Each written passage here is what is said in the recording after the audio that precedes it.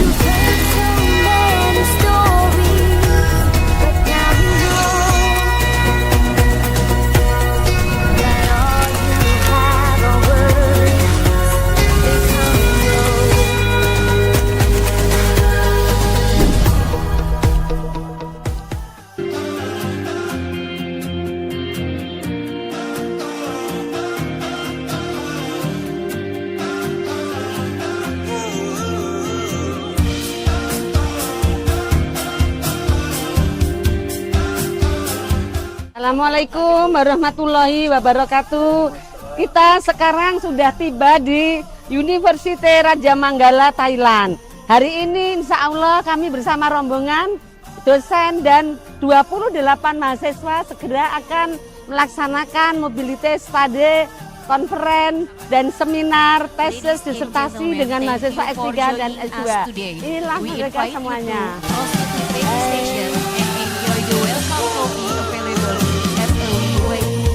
Of the event.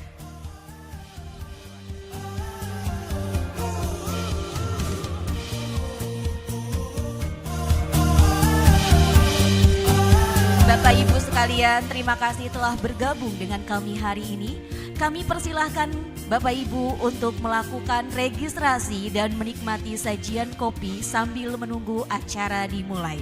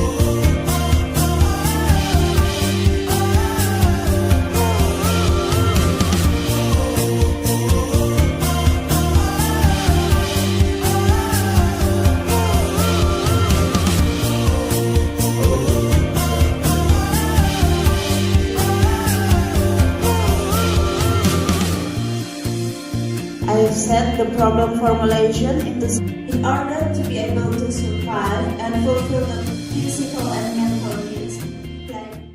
Write good thesis. What do you mean good thesis? Yeah. Good thesis, I try to make simple.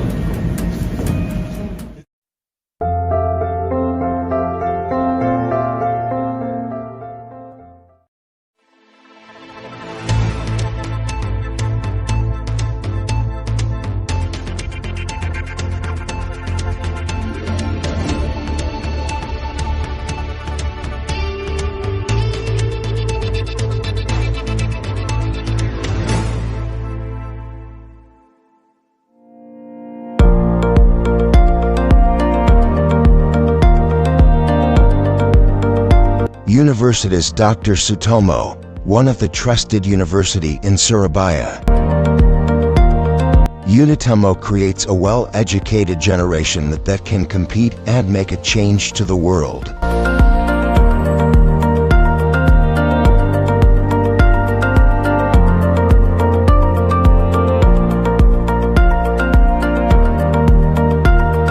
Unitomo has Faculty of Economy and Business that allow new students from high school to study and get the knowledge better. Faculty of Economy and Business also graduate competent college students who are ready to face the probation they take. The Faculty of Economy and Business accepts new college students from high school who want to move forward and develop theirself in an educated environment. Faculty of Economy and Business consist of 3 bachelor degrees, 1 master degree, and 1 doctoral degree.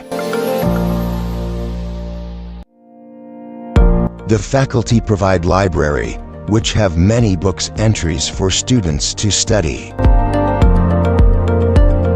The faculty also provide computer laboratory to support learning and teaching program. With the facilities the campus gave to the college students, they can improve their knowledge by group discussion, whether in hall or a classroom. Faculty of Economy and Business has competent lecturers and the college student to better study. The student activity units are football, basketball, and rock climbing. These activities can evolve college students' skill beside academic course. The quality of graduated students are no doubt anymore, because they can become young executive that have brilliant career and bright future. The graduated students can share the experience what they have been through by seminar to the college student, which can be a positive impact to the new college student.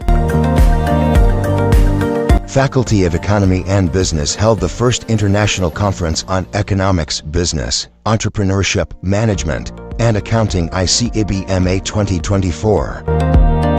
This conference featured a number of highly influential speakers in their fields. Among them were Sandiaga Salahuddin and Emil Elestianto Dardak from Indonesia, as well as international figures such as Sem Tung Hai from Inti International University, Malaysia, Aman Agarwal from the Indian Institute of Finance, India, Mazari Abd Ghani from University Sultan Zainal Abidin, Malaysia, Marlon Rail Astillero from Thai Global Business Administration Technological College, Thailand, and Edgar Ardella Layman from Holy Angel University, Philippines. There were 211 articles submitted and the number of participants reached 436 people, divided into several online and offline sessions.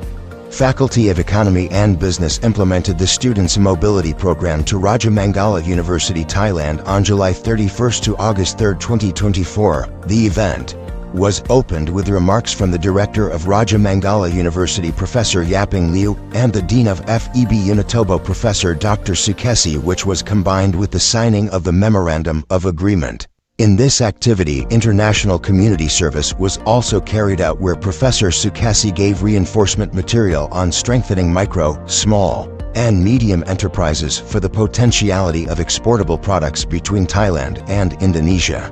In this staff mobility program activity, 3 FEDTU employees learned about archival management and strengthening communication relations between international students with administrative staff from FEB Rajamangala University. The Faculty of Economy and Business continues to strengthen its international collaboration network by involving 40 undergraduate, postgraduate and doctoral students to carry out the Students' Mobility Program to the Faculty of Business and Management, University Sultan Zainal Abidin FBM Unisha, Malaysia. This activity took place on 18 to 20 November 2023 and is a follow-up to the Memorandum of Agreement that has been agreed upon between FEB Unitomo and FBM Unisca, Malaysia. A number of interesting agendas are also presented in this program, including visiting lecture, colloquium, joint research and publication, community service, and seat in class. This program is a real step by FEB Unitomo in providing a broader and more diverse learning experience for its students, as well as supporting the vision of developing international cooperation at the university.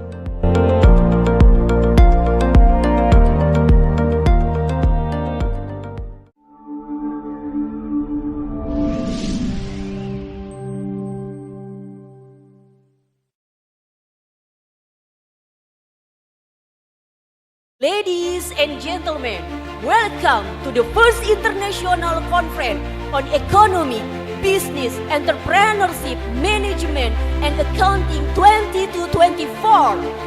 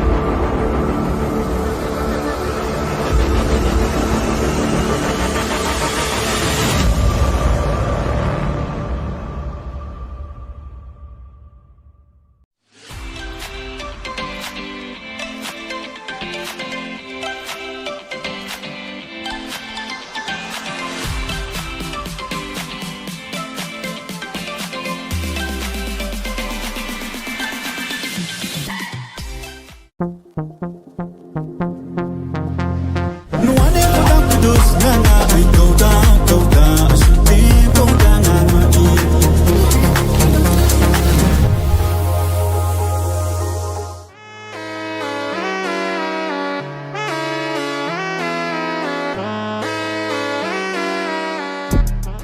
up? Whip came without the guts. Texas in my triple cup. I'm tripping on the trip with her. See me how I live it up. I'm tangled up in diamond cuts. You see they little bubble butts jiggle when they walk with us. Memphis niggas stepping, bitch. You never catch them punking us. Jadi kami di sini dalam satu rangkaian kegiatan Students Mobility Program kerjasama dengan Raja Manggala University Thailand. Di sini ada kegiatan International Community Service. Kita mencoba belajar bagaimana UKM-UKM di Thailand menjaga kualitas produk mereka, dan kita coba untuk mereka memungkinkan untuk bisa bekerja sama ekspor dan impor dengan produk-produk Indonesia. Jadi ini adalah bagian dari internasional pengambil masyarakat dari FEB Unitomo. Sukses buat FEB Unitomo.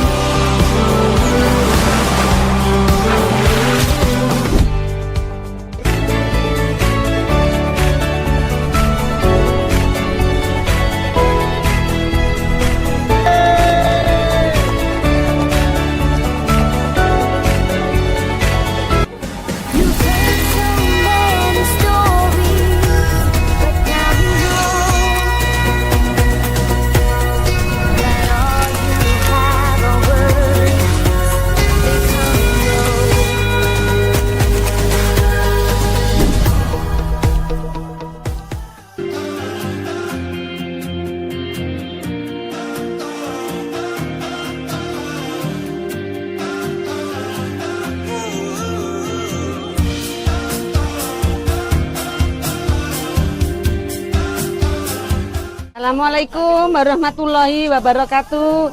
Kita sekarang sudah tiba di University Raja Manggala, Thailand. Hari ini insya Allah kami bersama rombongan dosen dan 28 mahasiswa segera akan melaksanakan mobility study, konferen, dan seminar, tesis, disertasi dengan mahasiswa S3 dan S2. Inilah mereka semuanya.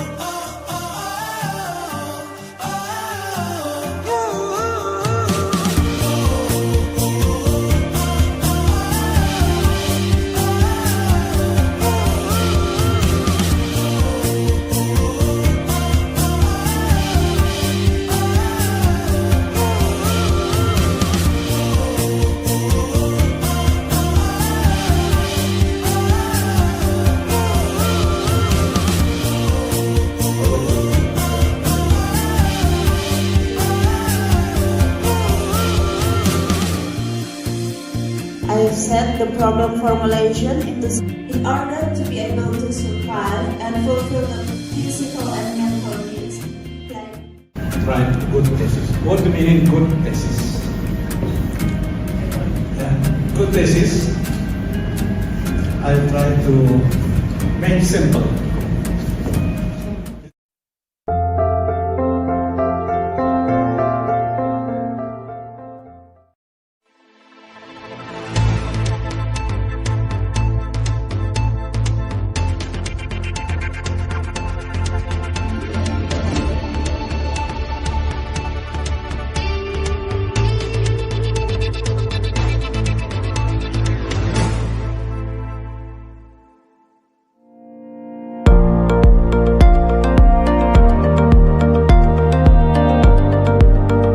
Universitas Dr. Sutomo, one of the trusted university in Surabaya. Unitomo creates a well-educated generation that can compete and make a change to the world.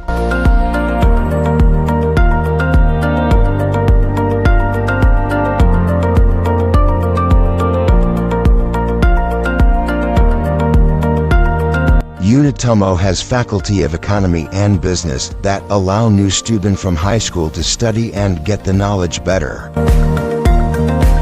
Faculty of Economy and Business also graduate competent college students who are ready to face the probation they take. The Faculty of Economy and Business accepts new college students from high school who want to move forward and develop theirself in an educated environment. Faculty of Economy and Business consists of 3 bachelor degrees, 1 master degree, and 1 doctoral degree. The faculty provide library, which have many books entries for students to study. The faculty also provide computer laboratory to support learning and teaching program. With the facilities the campus gave to the college students, they can improve their knowledge by group discussion, whether in hall or a classroom. Faculty of Economy and Business has competent lecturers and the college student to better study. The student activity units are football, basketball, and rock climbing. These activities can evolve college students' skill beside academic course. The quality of graduated students are no doubt anymore, because they can become young executive that have brilliant career and bright future.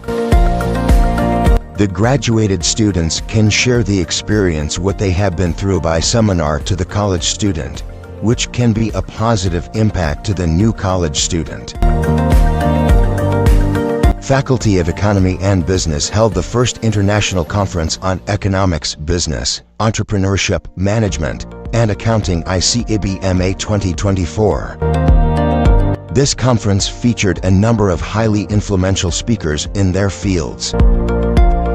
Among them were Sandiaga Salahuddin and Emil Elestianto Dardak from Indonesia, as well as international figures such as Sem Tung Hai from Inti International University, Malaysia, Aman Agarwal from the Indian Institute of Finance, India, Mazari Abd Ghani from University Sultan Zainal Abidin, Malaysia, Marlon Rail Astelero from Thai Global Business Administration Technological College, Thailand, and Edgar Ardella Lehman from Holy Angel University, Philippines. There were 211 articles submitted and the number of participants reached 436 people, divided into several online and offline sessions. Faculty of Economy and Business implemented the Students' Mobility Program to Rajamangala University, Thailand on July 31 to August 3, 2024. The event was opened with remarks from the Director of Rajamangala University Professor Yaping Liu and the Dean of FEB Unitomo Professor Dr. Sukesi, which was combined with the signing of the Memorandum of Agreement. In this activity, international community service was also carried out where Professor Sukesi gave reinforcement material on strengthening micro, small, and medium enterprises for the potentiality of exportable products between Thailand and Indonesia. In this staff mobility program activity, 3 FEDTU employees learned about archival management and strengthening communication relations between international students with administrative staff from FEB Mangala University. The Faculty of Economy and Business continues to strengthen its international collaboration network by involving 40 undergraduate, postgraduate and doctoral students to carry out the Students' Mobility Program to the Faculty of Business and Management, University Sultan Zainal Abidin FBM Unitoma, Malaysia. This activity took place on 18 to 20 November 2023 and is a follow-up to the Memorandum of Agreement that has been agreed upon between FEB Unitomo and FBM UNISCA Malaysia. A number of interesting agendas are also presented in this program, including visiting lecture, colloquium, joint research and publication, community service, and seat in class. This program is a real step by FEB Unitomo in providing a broader and more diverse learning experience for its students, as well as supporting the vision of developing international cooperation at the university.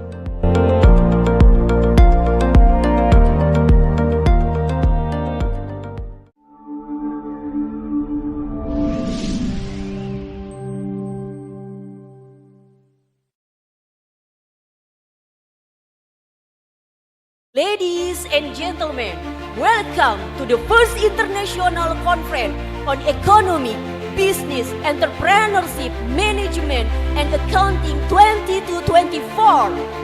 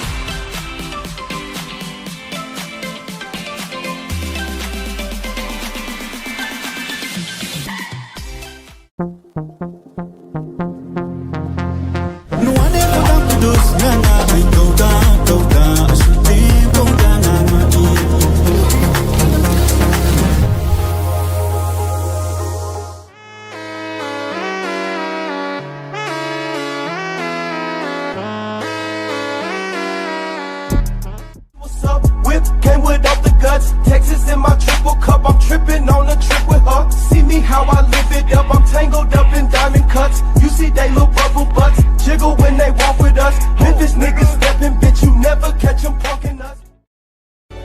Jadi kami di sini dalam satu rangkaian kegiatan Students Mobility Program kerjasama dengan Raja Manggala University Thailand. Di sini ada kegiatan International Community Service. Kita mencoba belajar bagaimana UKM-UKM di Thailand menjaga kualitas produk mereka, dan kita coba untuk mereka memungkinkan untuk bisa bekerja sama ekspor dan impor dengan produk-produk Indonesia. Jadi ini adalah bagian dari internasional pengabdian masyarakat dari FEB Unitomo. Sukses buat FEB Unitomo.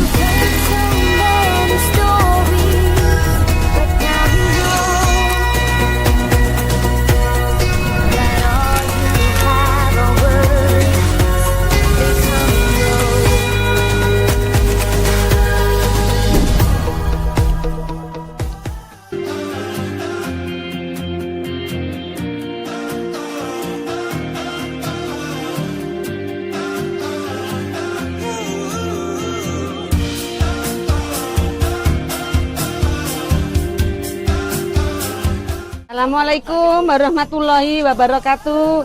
Kita sekarang sudah tiba di University Raja Manggala, Thailand. Hari ini insya Allah kami bersama rombongan dosen dan 28 mahasiswa segera akan melaksanakan mobility study, konferen, dan seminar, tesis, disertasi dengan mahasiswa S3 dan S2.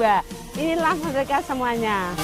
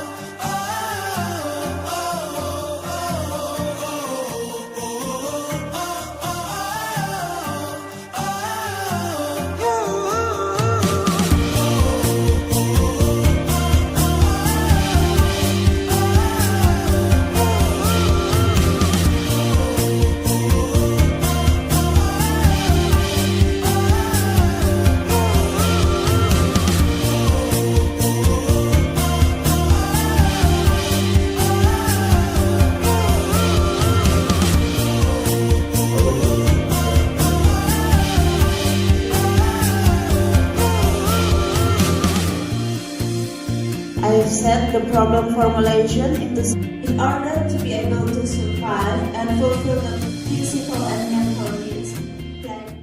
Write good thesis. What do you mean good thesis? Yeah, good thesis, I try to make simple.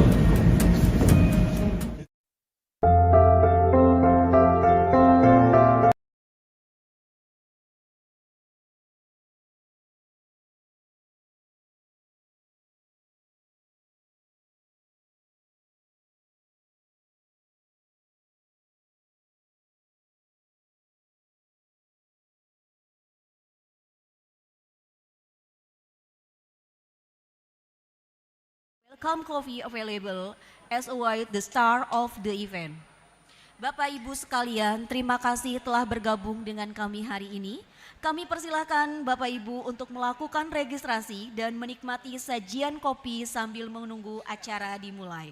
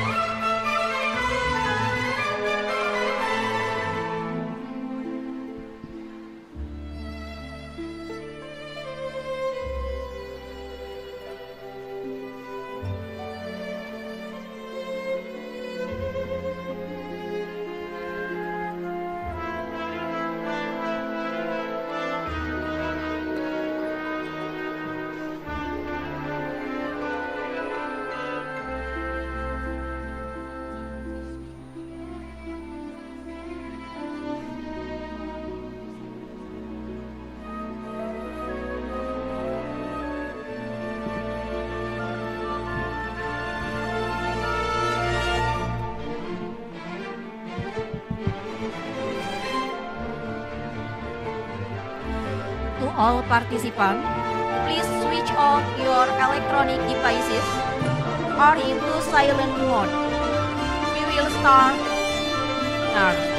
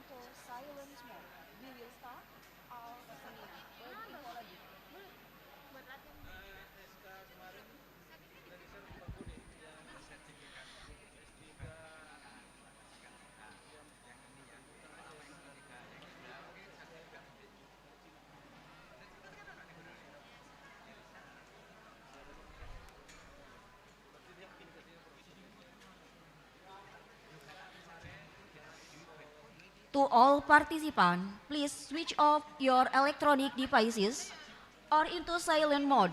We will start our seminar.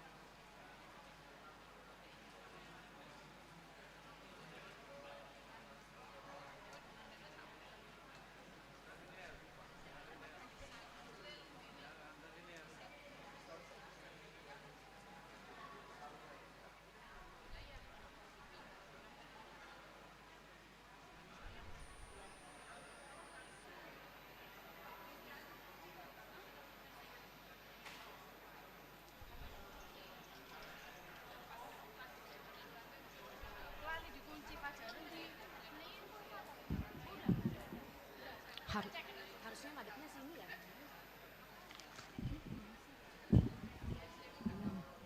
Prof, maaf ya, ini aja.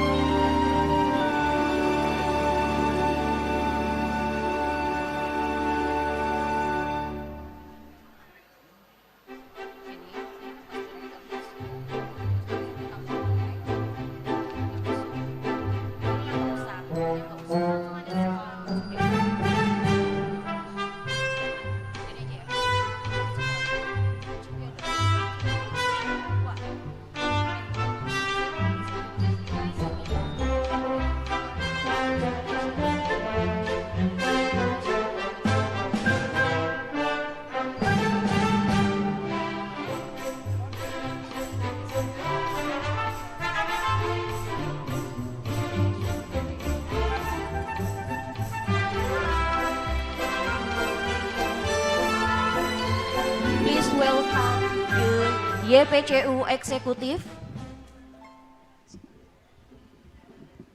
and keynote speaker. Please give them a warm round of applause.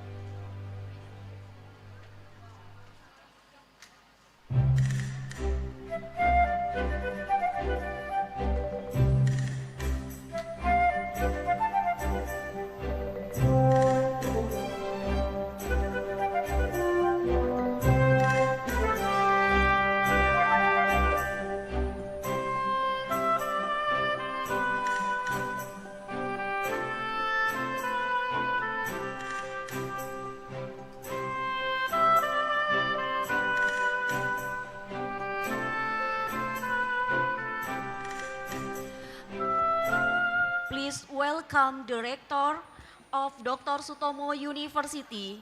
Your Excellencies, please kindly take your seat.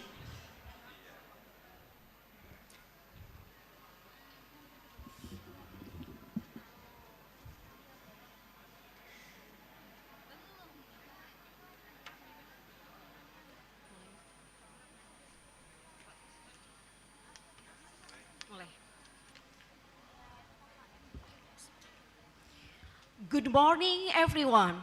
My name is Anna, and my partner is Rindra. We will be your host for today's event.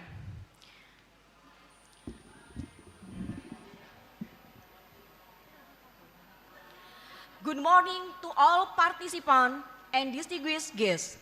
Welcome to the second International Conference on Economy, Business, Entrepreneurship, Management, and Accounting, ICEBEMA 2025.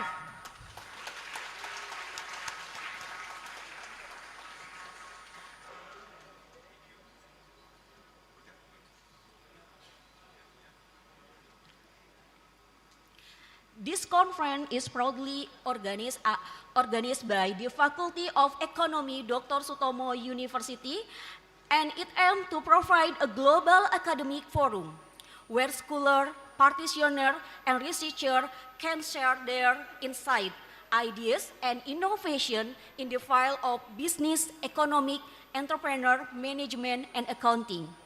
We hope this event will inspire collaboration, spark new ideas, and strengthen international partnership for a more sustainable future. Once again, welcome to ICEBEMA 2025, held by the Faculty of Economy, Dr. Sutomo University, on Saturday, October 25, 2025. Let's count together. 3, 2, 1, and the second ICEBEMA 2025 is officially launched.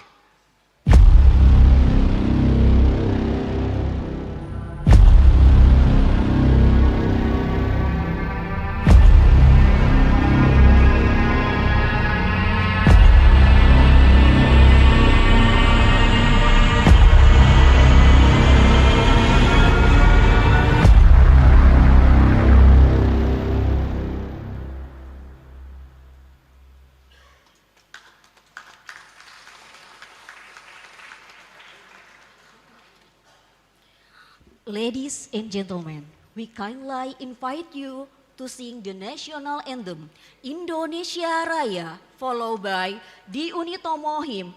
Please stand up.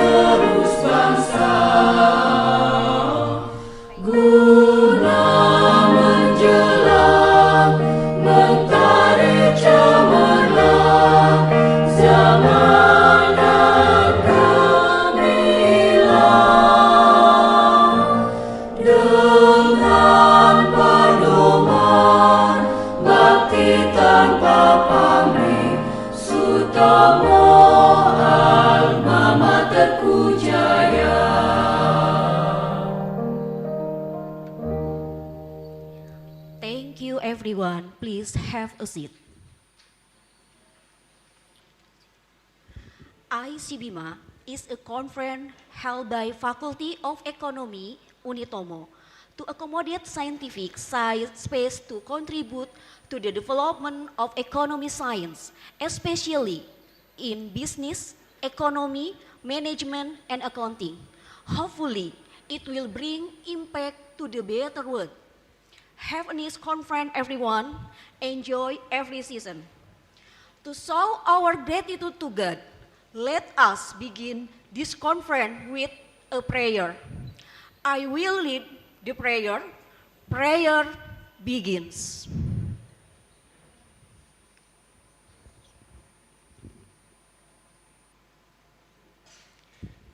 The prayer could be ended. Thank you.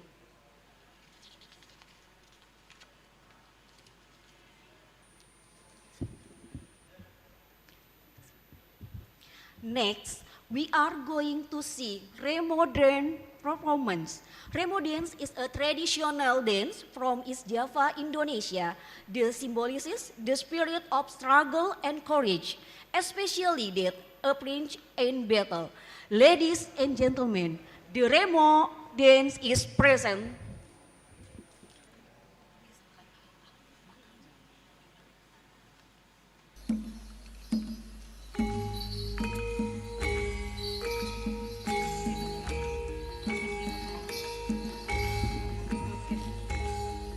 Give applause for Remo-dance.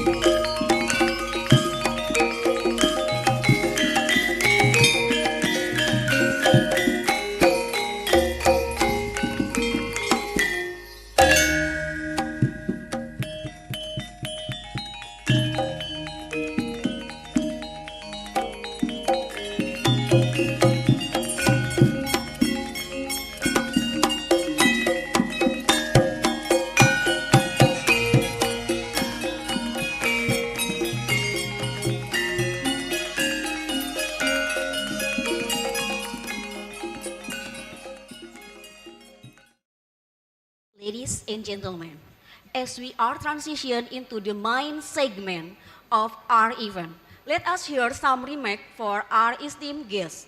First, I would like to invite to the stage the Vice Dean of the Faculty of Business Economy, Mr. Dr. Bambang Raditya, to deliver some welcoming speech. As the host of this conference, Dr. Bambang Raditya, the stage is yours.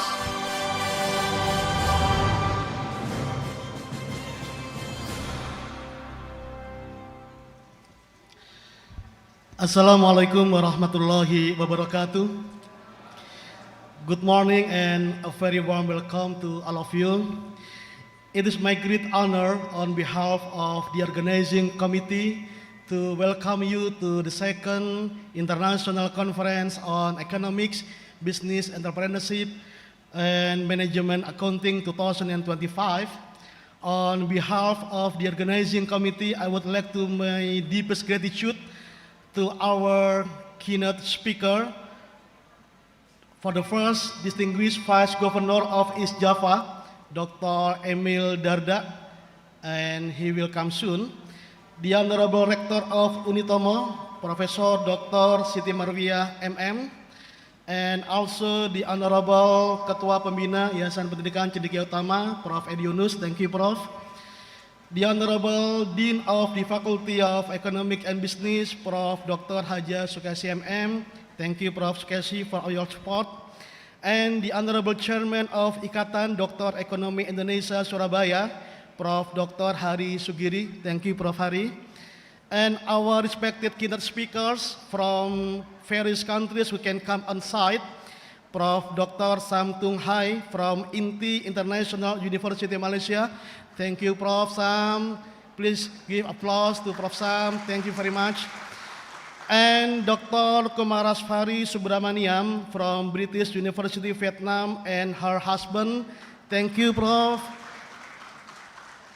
Welcome to Surabaya. And also Prof. Dr. Yudi Arifiani from Universitas Muhammadiyah Gresik, and he's also still as a lecturer on Raja Manggala University Thailand. Thank you Prof. Yudi.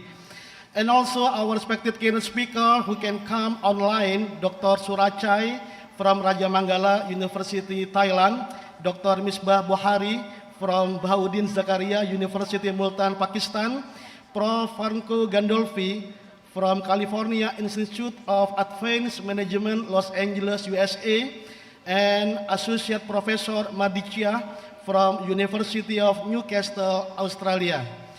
And give me also express my deepest gratitude and express my sincere appreciation to our co-hosts for your contribution and supporting successing this ICEBEMA forum.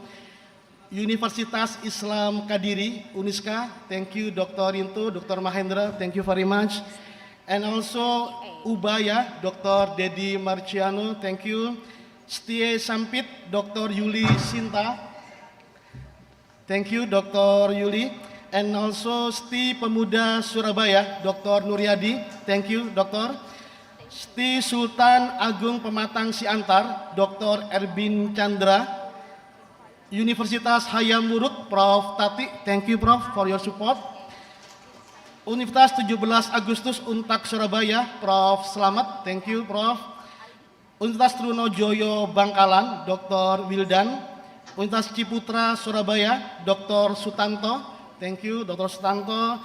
Universitas NU Surabaya, UNUSA, Dr. Juwari, thank you very much for your help. And all of faculty on Unitomo, via ilmu administrasi, hukum, ilmu pendidikan dan sastra, teknik, ilmu komunikasi, dan ilmu kesehatan. And I would like to acknowledge and thank to the entire sponsorship for supporting this ICEBEMA forum. For the first, Ulos Sinanipar, thank you Mr. Robert Maruli Tua Sianipar, PT Bintang Kadiri, thanks Dr. Rinto, and Jago Ujian, thanks Bapak Michael Yuna. Ladies and gentlemen, allow me to present a brief report. ICBMA 2025 is proudly attended by keynote speakers and presenters from many countries, including Indonesia, Malaysia, Thailand, Vietnam, Pakistan, Australia, and the United States of America. And Alhamdulillah, we received more than 280 articles from academics, researchers, students, and lecturers. Thank you so much for all presenters here. And today's event will include keynote sessions, international visiting lecture, a networking forum, and parallel presentation panel, all designed to foster collaboration and knowledge exchange across discipline and countries. On behalf of the organizing committee, I would like to express my sincere appreciation to the Rector, the Dean of Faculty of Economy and Business, all professors at Faculty of Economy and Business Unitomo. Thank you, Prof. Aminullah, Prof. Sutamiadi, Prof. Slamet Riyadi. And also, my deepest gratitude goes to our keynote speakers, presenters, and participants for enrich this international conference. I would like to request the Rector Unitomo, Prof. Siti Marwiah, to officially open this ICEBEMA event, and I would like to respectfully request to the Vice Governor of East Java to convey your ideas and thoughts in this forum. Thank you. Before I close my speech, let me give you pantun and give word cakep gitu ya. Makan kentang tambah buah pepaya. Cakep. Minum jamu biar tambah sehatnya. Cakep. Selamat datang di ICEBEMA. Semoga tambah ilmu dan mitra kolaborasinya. Yeay. Once more, makan nasi telur, lauknya tahu. Cakep. Bu Rektor, semoga sehat selalu. Cakep. Okay, thank you. Wassalamualaikum warahmatullahi wabarakatuh. Enjoy the conference and have a productive day. Wassalamualaikum warahmatullahi wabarakatuh. Waalaikumsalam warahmatullahi wabarakatuh.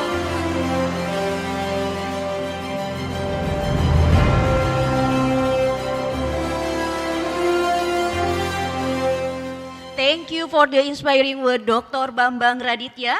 Now, I would like to invite the chairman of IDEI Insan Doktor Ekonomi Indonesia, Profesor Dr. Hari Sugiri, MBA MSI, to the stage to share his welcoming speech. Let's give him a warm welcome.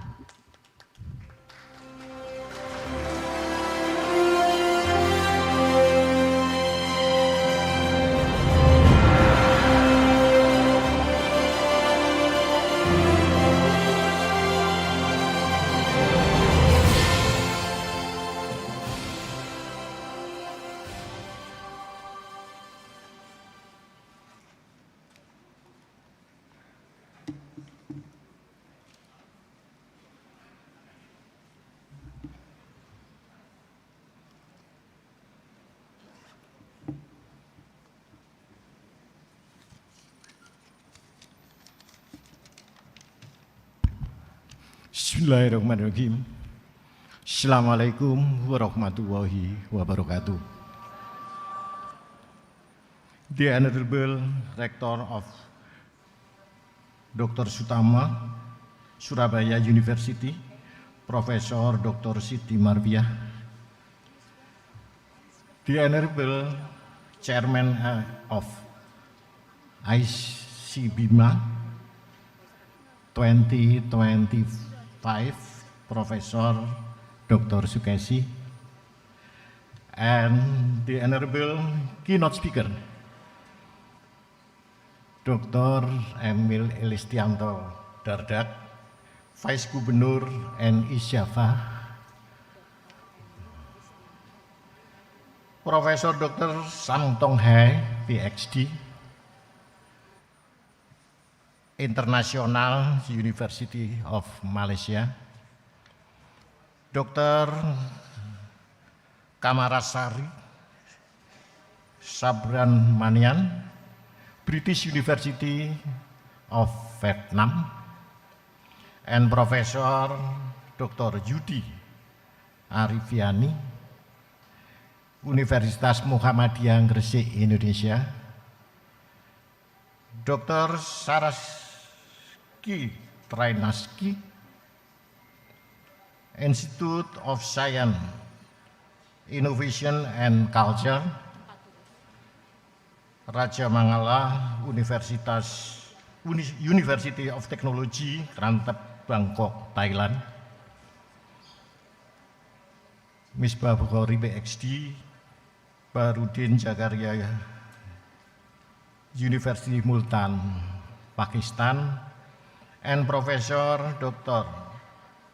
Franco Gandalf, California Institute of Advanced Management, Los Angeles, USA, and Associate Professor Mardisya, University of Newcastle, Australia.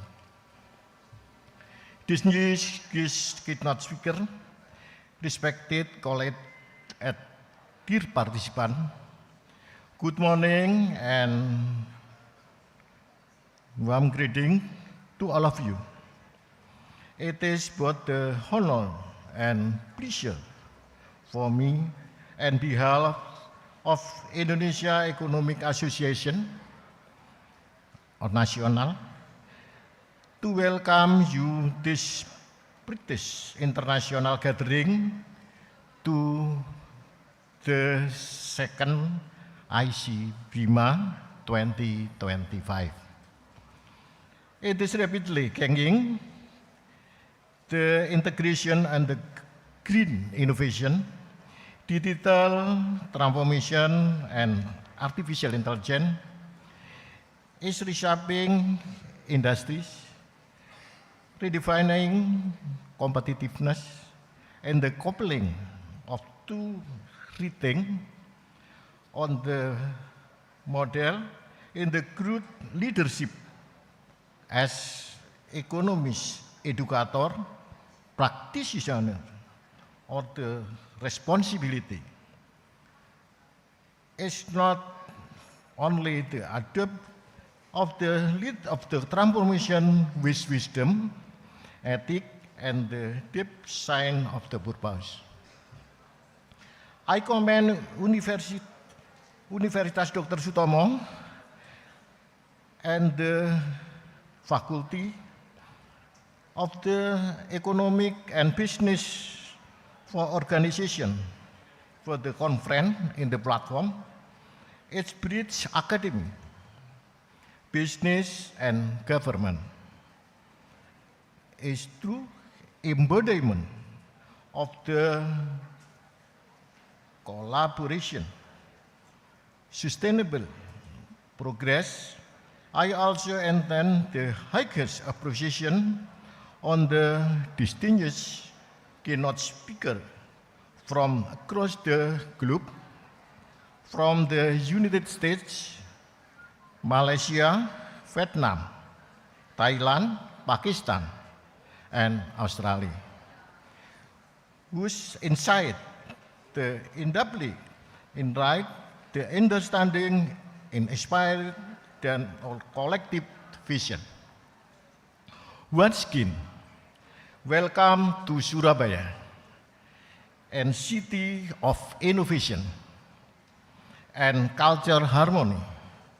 I wish all the participants fruitful discussion and meaningful networking. Thank you, and this conference for a great success. Wassalamualaikum warahmatullahi wabarakatuh. Waalaikumsalam warahmatullahi wabarakatuh. Thank you very much, sir.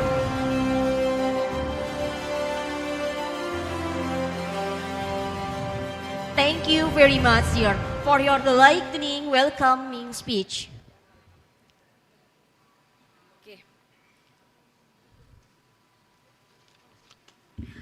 Please welcome the Vice Governor of East Java, Dr. Emil Elestianto Dardak. Please give them a warm round of applause.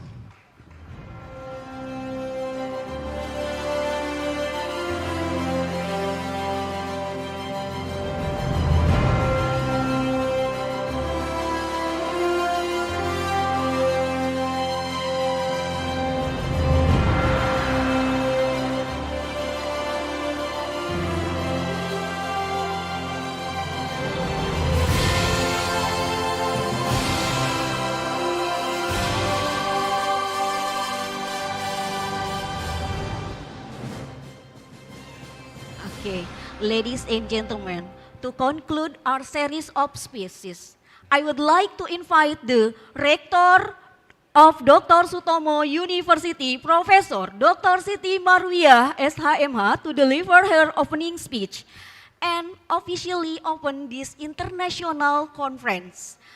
Prof. Dr. Siti Marwiah, this stage is all yours.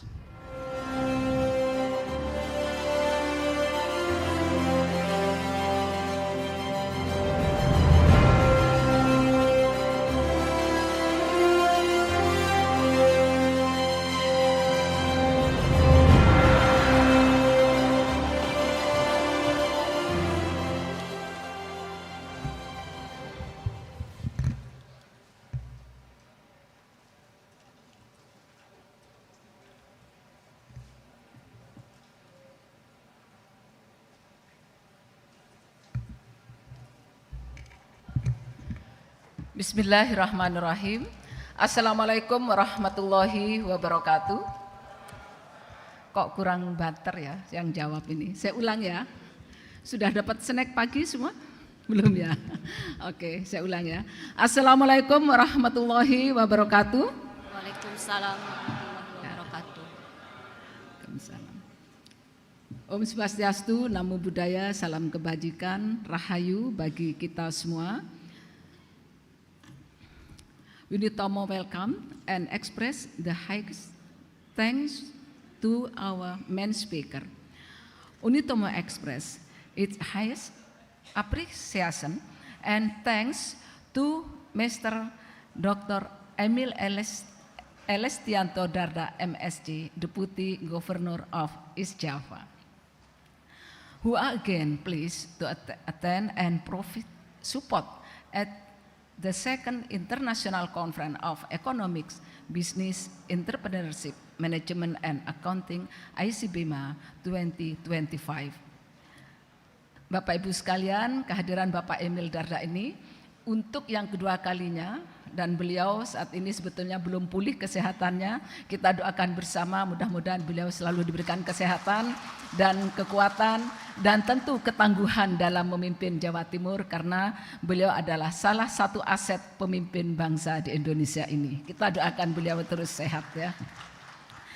Kehadiran Bapak merupakan bukti nyata bahwa komitmen dan kepedulian Pemprov Jatim terhadap kemajuan dunia pendidikan tinggi, khususnya dalam peningkatan kualitas dosen dan mahasiswa di Jawa Timur dan tentu untuk seluruh Indonesia.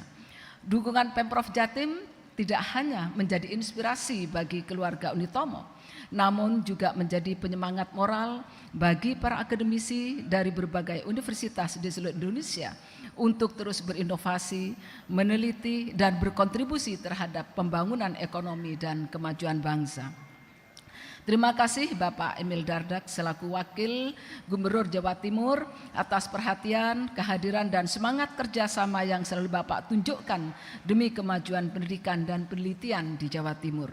Kami berharap Bapak terus menjadi pemimpin yang visioner, tangguh dan inspiratif bagi Jawa Timur, serta menjadi bagian pemimpin masa depan Indonesia yang membawa kemajuan dan kesejahteraan bagi masyarakat. Dan juga kami mohon sampaikan salam hormat kami dari Unitomo kepada Ibu Gubernur yang kita sayangi semua. Distinguished Chairman of IDEI Surabaya, Profesor Hari Sugiri, MBA, MSc, the Dean of the Faculty of Economic and Business, Professor Dr. Hajah Sukaisi MM, distinguished keynote speak from various countries attending online, Dr. Surajai Traiwan Nakij, Assistant Director of ISIC RM Utika, Bangkok, Thailand, Dr. Misbah Bohari, PhD, Bachelor of Bahudin Zakaria, University Multan, Pakistan, Profesor Dr. Franco Gondolfi, California Institute of Advanced Management, Los Angeles, USA, and Associate Professor Mardi Chiah, University of Newcastle, Australia. Also allow me to express my deepest gratitude and appreciation to the co-hosts for their contribution and support in making this ICEBEMA for a success, including Kadir Islamic University, UNISKA, University of Surabaya, Ubaya, STIA Sampit, STIE Pemuda Surabaya, STIE Sultan Agung Pematang Siantar, Hayam Wuruk University, Agustus 17 University, Untak Surabaya, Trunojoyo University Bangkalan, NU University, Ciputra University Surabaya, and 7 faculties of Unitomo. We also express our thanks to all collaboration partner of Dr. Sutomo University, both from universities and industry, to improve the quality of higher education of Indonesia. Maka dengan penuh rasa syukur dan bangga, saya ingin menyampaikan apresiasi yang tingginya kepada seluruh jajaran dekan ya, Fakultas Ekonomi Bisnis dan juga seluruh narasumber ya, dosen dan mahasiswa yang telah mengikuti ya 2 tahun International Conference of Economic Business Entrepreneurship Management and Accounting ICEBEMA 2025. ICEBEMA bukan sekedar ajang akademik, namun merupakan momentum bagi kita semua sebagai dosen dan juga tentu sebagai mahasiswa untuk memperluas wawasan global, memperkuat kolaborasi penelitian, dan menumbuhkan semangat inovasi di bidang ekonomi, bisnis, kewirausahaan, manajemen, dan akuntansi. Bagi para dosen, tentu konferensi internasional ini memberikan berbagai manfaat penting, antara lain peningkatan mutu dan publikasi ilmiah, berupa artikel-artikel di ICEBEMA yang akan diterbitkan pada proceeding atau jurnal yang terindeks Sinta dan Scopus, sehingga memberikan kontribusi langsung terhadap peningkatan reputasi akademik kita semua. Yang kedua, untuk mempercepat promosi akademik, bahwa keikutsertaan saudara di dalam ICEBEMA 2025 dapat mempercepat proses pada jabatan akademik mulai dari asisten ahli hingga untuk mencapai jabatan guru besar. Pemenuhan beban kinerja dosen itu juga tentu ya, sehingga kegiatan konferensi dan publikasi ilmiah dari hasil ICEBEMA ini diakui sebagai bagian dari pelaksanaan Tridharma perguruan tinggi, khususnya dalam bidang penelitian dan pengabdian kepada masyarakat. Hal ini mendukung terpenuhnya laporan kinerja dosen secara efektif ya.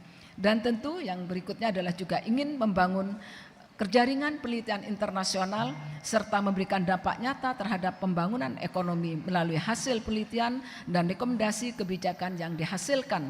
Konferensi diharapkan mampu berkontribusi dalam memperkuat perekonomian daerah khususnya di Jawa Timur, serta mengembangkan perekonomian masyarakat secara nasional yang berdaya saing dan berkelanjutan. Saya kira demikian. Sebelum ada yang terlupakan tadi belum saya sebut, yang terhormat Bapak Kepala Bapeda Provinsi Jawa Timur, Bapak Dr. Muhammad Yasin MSI, terima kasih atas kehadirannya. Bapak Kepala Biro Perekonomian Setda Provinsi Jawa Timur juga terima kasih atas kehadirannya Bapak ya, telah mendukung kegiatan kita bersama. Saya kira demikian sambutan saya, mudah-mudahan acara ini akan berjalan dengan lancar dan tentu membawa kesuksesan bagi kita semua. Wallahul muwaffiq ila aqwamit thoriq. Wassalamualaikum warahmatullahi wabarakatuh. Waalaikumsalam warahmatullahi wabarakatuh. Thank you for inspiring word Profesor Dr. Siti Marwiyah. Next, we would like to invite our honorable guests to come forward and accompany the opening of ICEBEMA by striking the gong together. Please welcome Vice Governor of East Java, Director, the Dean Economy, and the YVCU Executive Board to the stage.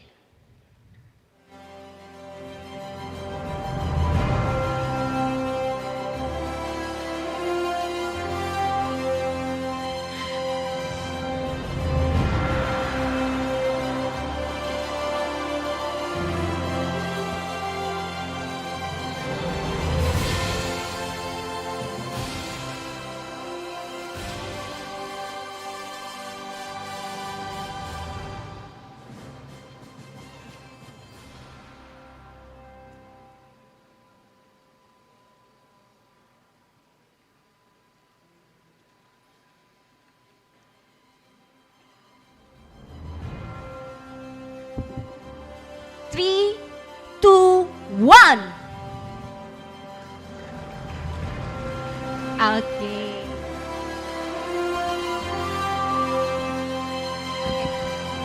After the gong ceremony, we kindly invite all of you to have a group photo together.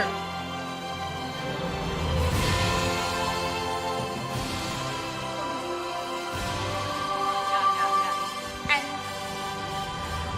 dimohon kepada keynote speaker juga.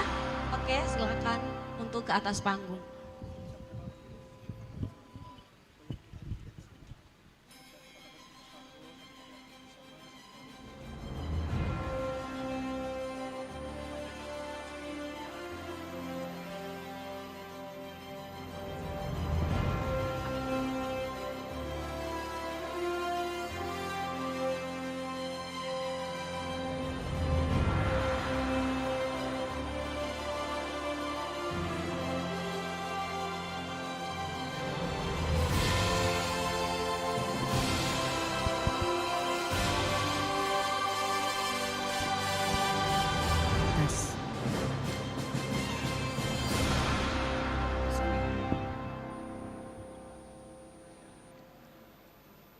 Yeah, we are going to have photo session with all of the participants here. So please come to the audience and then take photo. Please, photographers, you come on the stage and take the photo over there. Iya, kita akan foto bersama. Jadi fotografernya akan mengambil ke panggung. Iya, para fotografer silahkan untuk ke panggung. Hadirin bisa berdiri, kita akan foto bersama.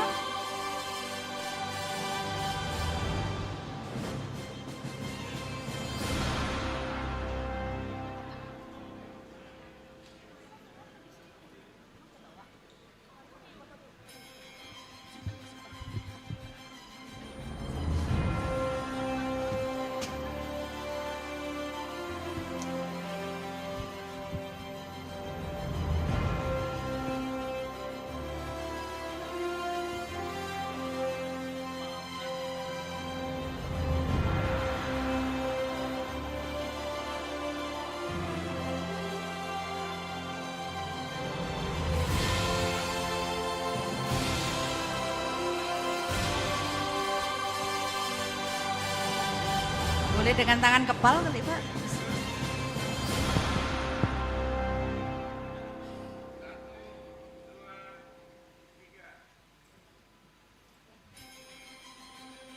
Boleh video Pak? Video? Kita teriakkan ICEBEMA. Ya, mungkin Bu Casey selaku pemilik dari ICEBEMA.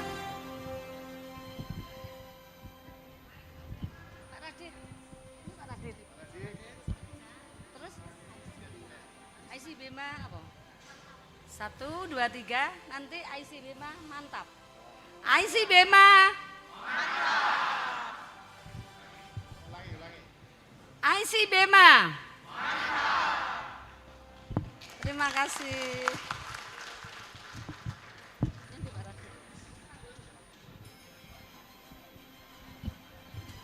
Thank you everybody. Yeah. The next section will be the presentation from Vice Governor of East Java.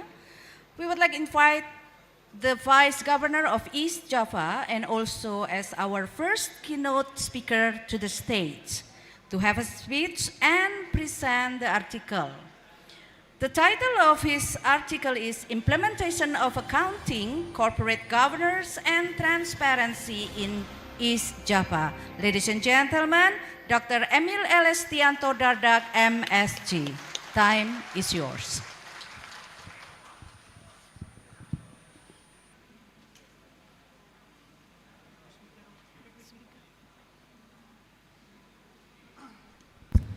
Ya.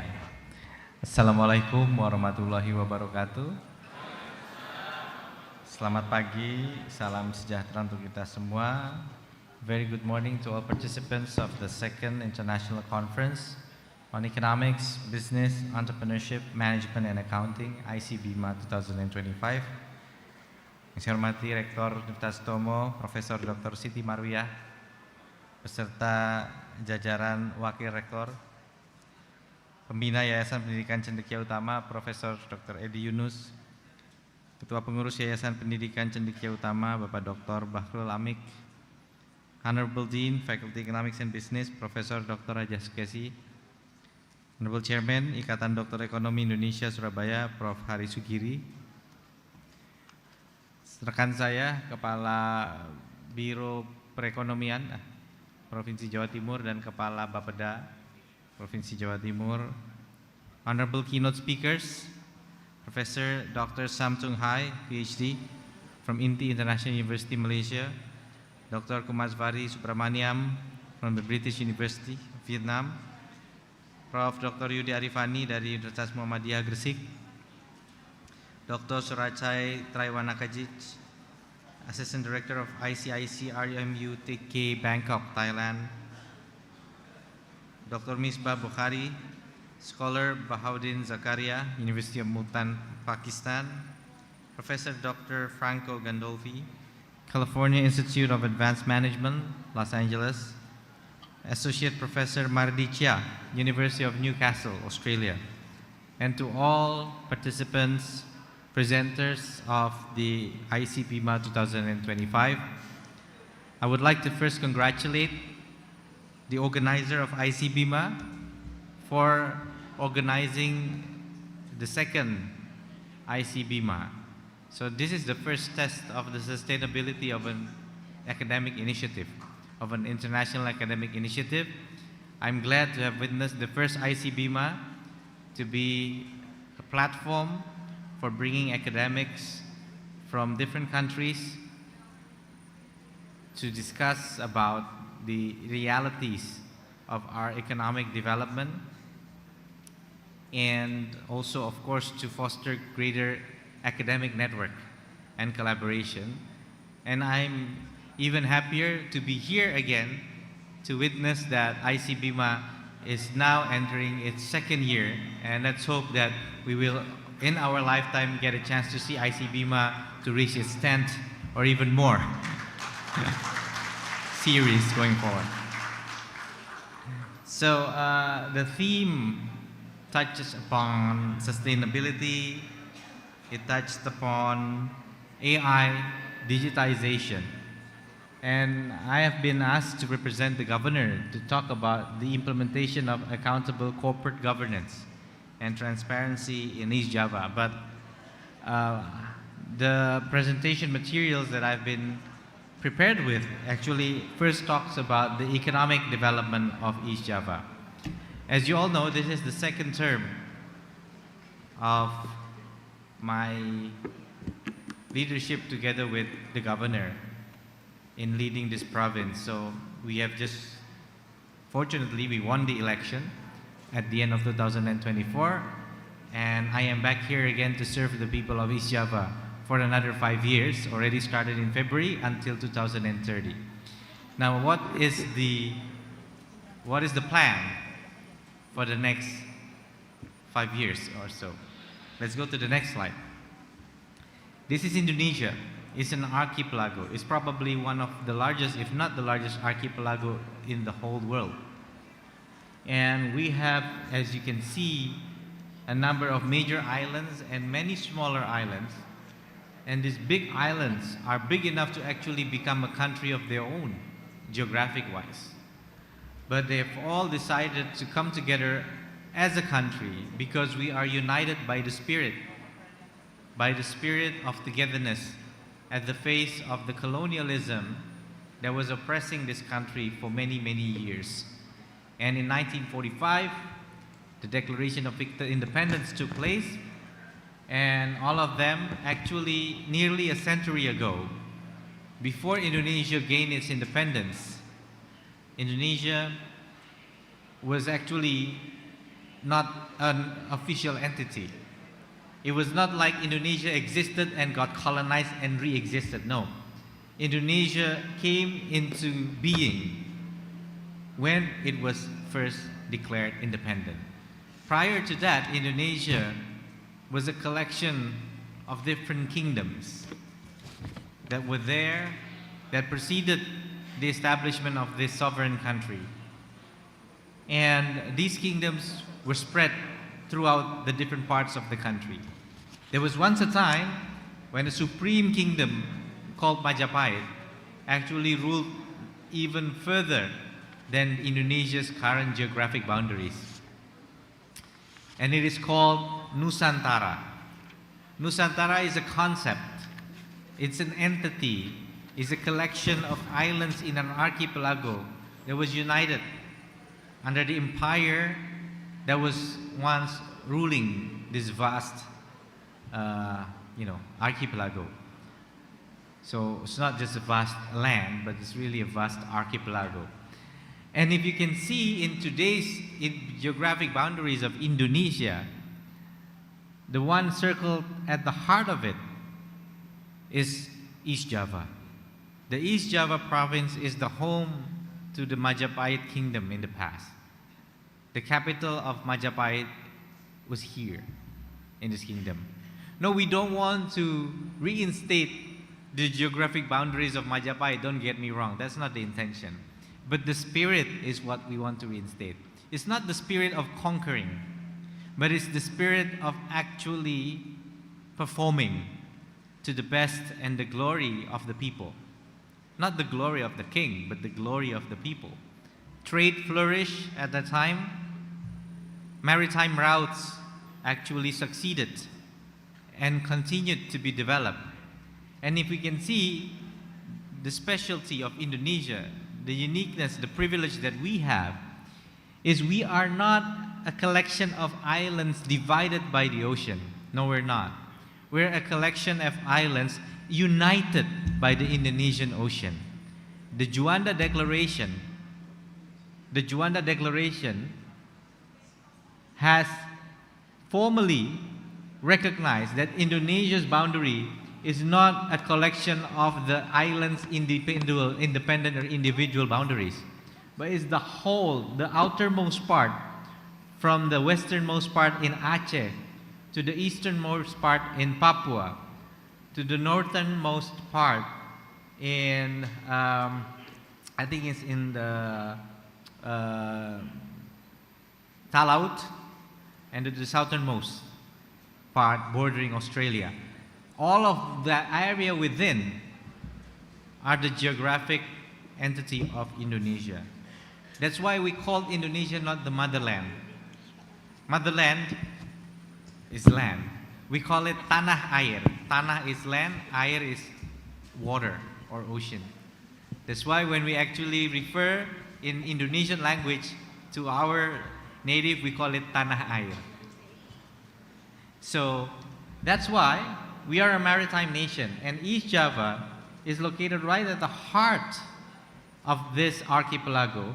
And those lines show that out of 39 major sea toll routes, so this is the major toll routes that were developed by the central government, 21 of them originate from East Java. So that's how prominent East Java is. And about 80% of the logistics in the 19 provinces on the eastern part of Indonesia are supplied from East Java. I don't know, Pak Yasin, I think we have to update. This 19 refer to the new provinces or the old one? Because now we have 38 provinces, before 34. So if it's 38 province, may not be 19 actually. It may have increased to 23. Let's make sure that we get that right. Okay? So what do we want to be? We want to be the new gateway. All of you might be asking, you are already the gateway. With 80% of the logistics coming from East Java, you are already the gateway. We don't want to replace anyone as a gateway. We want to renew our positioning as a gateway because the world keeps changing. The outer islands want to develop themselves, and we don't want to be in the way of their respective development. We want to be a partner for their respective development. This is not a zero-sum game where East Java gain and other provinces lose. No, we can grow together. we can catalyze other provinces' development. That is the new gateway spirit that we are actually pushing and pursuing for this coming 5 years. Next slide. So here are the 9 development priorities, mostly the same as the first period with some slight modification. But let me go to the next slide. So when we talk about the economic potential of East Java, we're talking about nearly 100 million captive market, because East Java itself has 42 million people.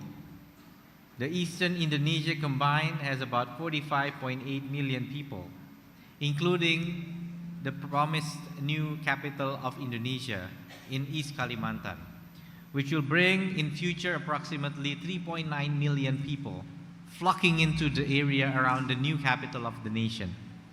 So this is roughly nearly 97.78 million people. This is the captive market that can be served by and through East Java. Next. We have 38 provinces in Indonesia, but about 1/6 of the Indonesian economy is contributed by East Java alone. This one province out of 38 provinces contribute around 1/6 of Indonesia's economy. It's a very large economy, a very large regional economy, and it's also the manufacturing base of East Java. I repeat, the manufacturing base of Indonesia. So in one term, we're talking about 850 trillion. So this is every quarter. In 3 months, the economic turnover is 850 trillion. That's approximately what? 53 billion? Something like that? $53 billion. That's the economic turnover in 3 months in East Java. So it's a lot of economic transactions happening in East Java. If you can see the blue line, the blue in the pie chart, the blue color represents manufacturing. So more than 31% of our economy comes from manufacturing. We are the manufacturing base of the country, and manufacturing is the base of East Java's economy. Next. Investment has kept on increasing since we took office 6 years ago. This is how much investment has grown. Of course, it's not because of our personal work alone. It's because of the collective work of all the elements in East Java, including the central government. And this increase means that we have a new driver of growth coming in from investments, from gross capital formation. Next. Why is East Java an investment paradise, we call it so? Because we are supported by an existing and established manufacturing ecosystem. We have world-class infrastructure, allowing East Java to connect itself to the global trade routes and the domestic key economic nodes. And we have also developed the intra-province infrastructure, allowing itself to garner the various potential of its domestic economy, including strong human resources. 6 years ago, we have decided to waive all public high schools from tuition fee. So no student has to pay compulsory fees to study at a senior high school level. It is in order to increase the number of available educated workforce. And that has been the pillar of East Java's economy. We have abundant natural resources, but the best resources we have are our people. ICOR is a standard ratio that economists use to see how we are efficient in generating growth by actually leveraging on the investment. And our I-core is lower than the average, means it takes less rupiah or dollar to generate the same level of growth. Next. One of the key, we have been talking about manufacturing. We now have 12, actually a more updated one is 13 industrial parks. These are ready to build areas with proper infrastructure and proper facilities and proper support for industries, for factories to locate. They no longer have to think very complicated way in terms of building a factory, because the area in terms of spatial plan has been designated to be an industrial area.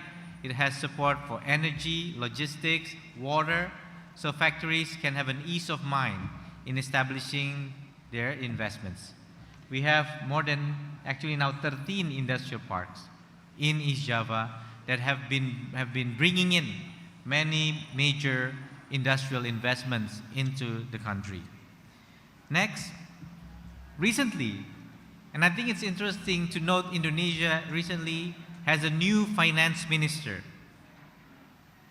And he used to be an economist working in the investment bank.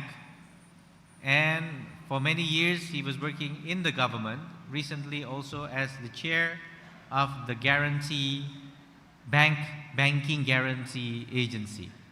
So all savings up to 2 billion rupiah are guaranteed by the government. In case of bank failure or liquidation, any bank accounts with less than 2 billion will benefit from this guarantee.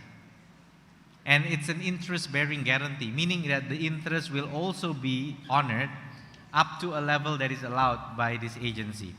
So he was the chair of that agency. He's a very banking-minded person, and he's now the Minister of Finance. And his first move was to move 200 trillion. So that's probably about 12 or 13 billion dollars out of the central bank account into the national banks. And those banks cannot use it for treasury. You cannot keep the money in paper investments. You have to invest it in real lending.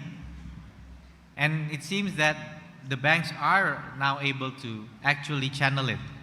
And the Development Bank of East Java is one of our local state-owned enterprise, is going to also receive 2.5 trillion.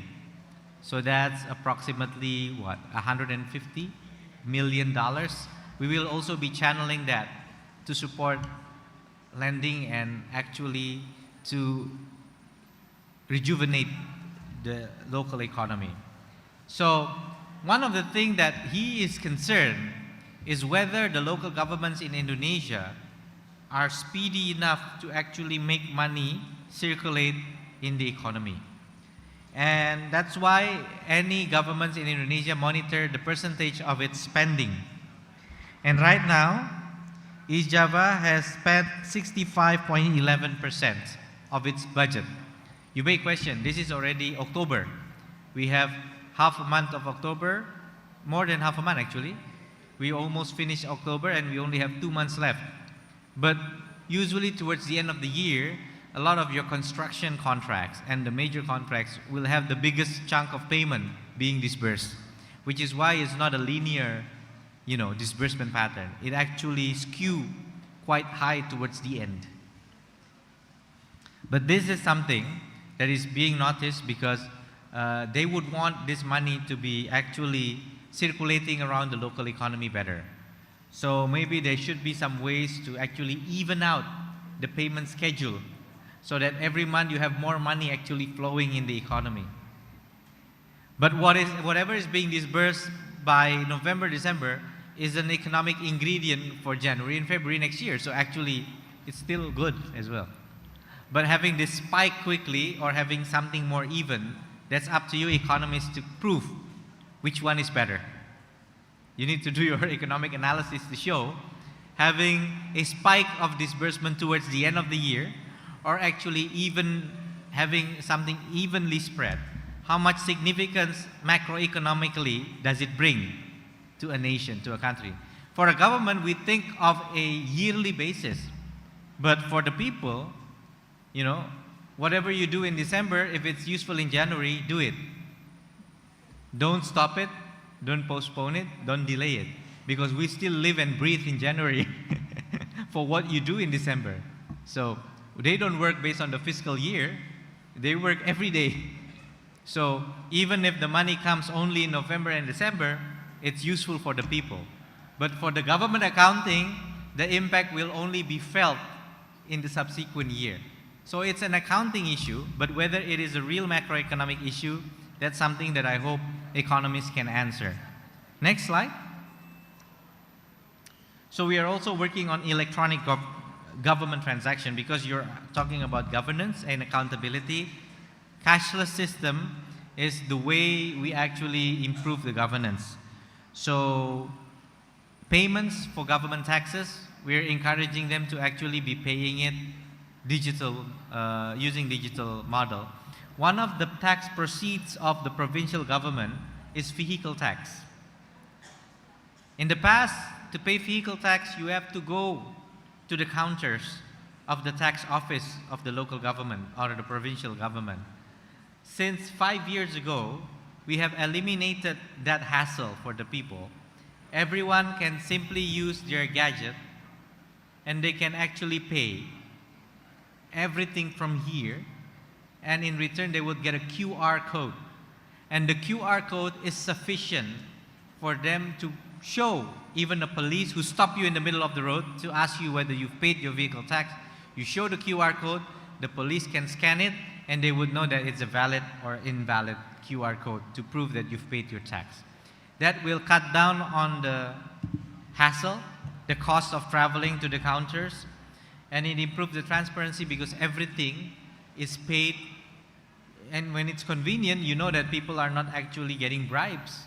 Because, you know, if the payment is complex, you go to the counter and then they say, please wait, and then you get uneasy and you say, why am I waiting for half a day? And say, you know what, I need to go, can I do it now? Well, you can do it at an additional cost. That's something that will never happen when you make payments easy. When you make payments digital and transparent, room for such bribery will actually be eliminated, hopefully.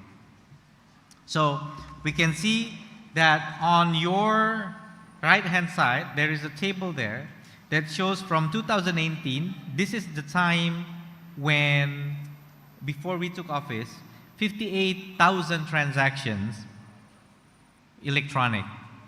And by now, 2025, we've gone from 58,000 to more than 1 million transactions. Even last year, we recorded more than 2 million electronic transactions. That's the massive scale of how we've improved our governance.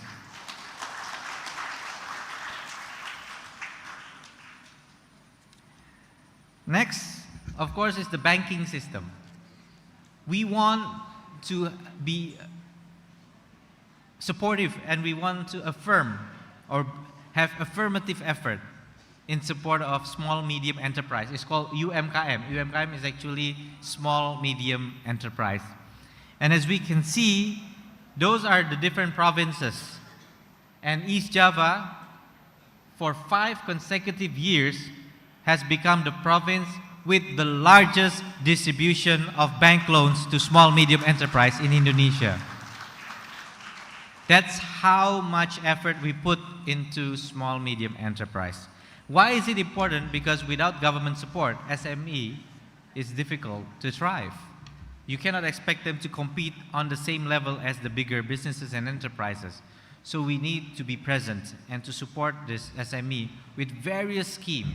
Some are central government funding, some are local government funding, and some also includes hand-holding efforts to really reach out to the small businesses, sometimes even single parents, you know, housewife who has lost their husband and are now taking care of their families. We come to them, we offer them support, not only the funding, but also business support for them to lift themselves out of poverty. And this is the proof of the level of support that we are giving to these households. Next, I'm sorry this slide is still in Bahasa. This is basically a legal base. This is the formal basis for implementing what we call as e-government, electronic-based government system. So it starts with a presidential regulation on the top in 2018, a ministerial regulation, other government regulations at the central government, and by this year in 2025, our governor, the East Java governor, has issued a governor decree on how to implement IT-based audit. So we're no longer just doing manual audits, we're doing ICT-based audit in East Java. So we're not only increasing governance manually, we're also doing electronic audit as a way to improve the governance. And finally, one of the measures that we use in Indonesia to assess how good our bureaucratic reform is, next slide, is the Bureaucratic Reform Index. Okay? Can we go? Yeah.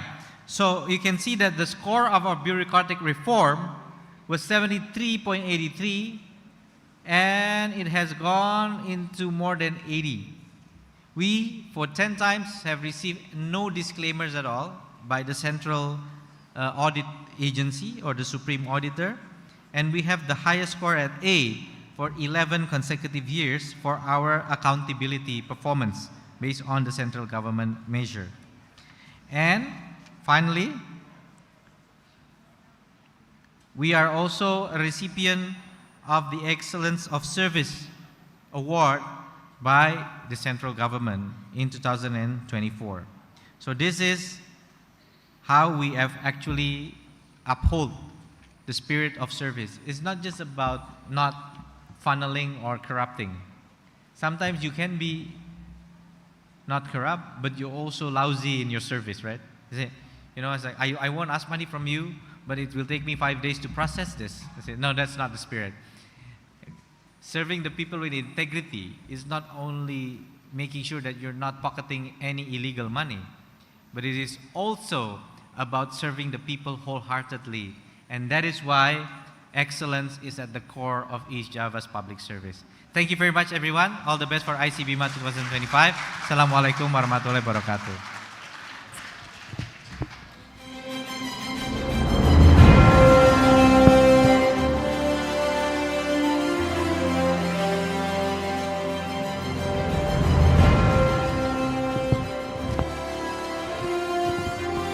Okay. The next will be the souvenir giving to the Vice Governor from the Rector of Dr. Sutomo University, accompanied by the Dean of Faculty Economy.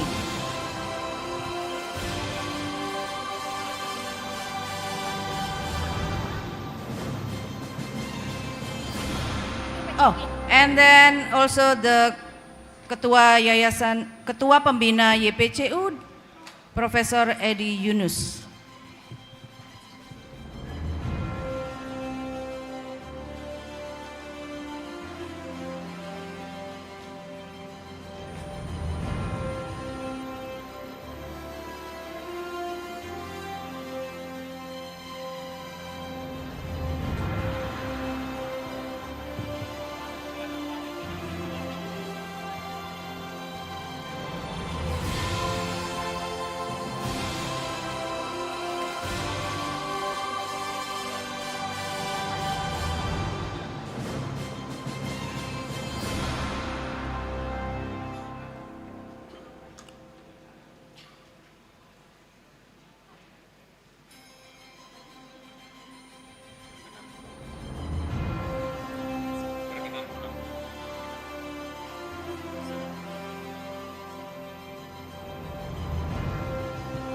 Thank you very much for the Vice Governor, Dr. Emil Elestianto Dadak, MSc, and he will leave our activity.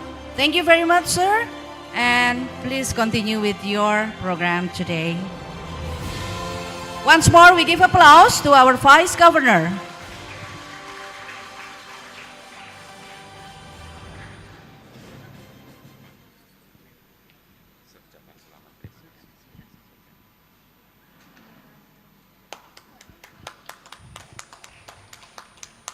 Once more, thank you very much for coming to ICEBEMA.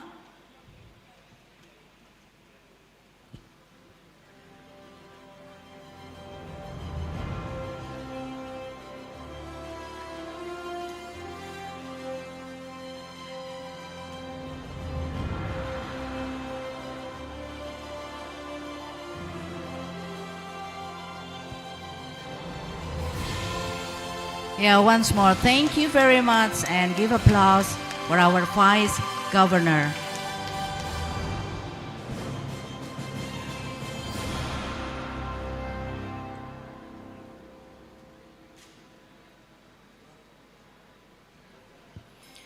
The next will be the signing of MOU and MOA. Please, to the staff, prepare all of the facilities that needed on the signing section.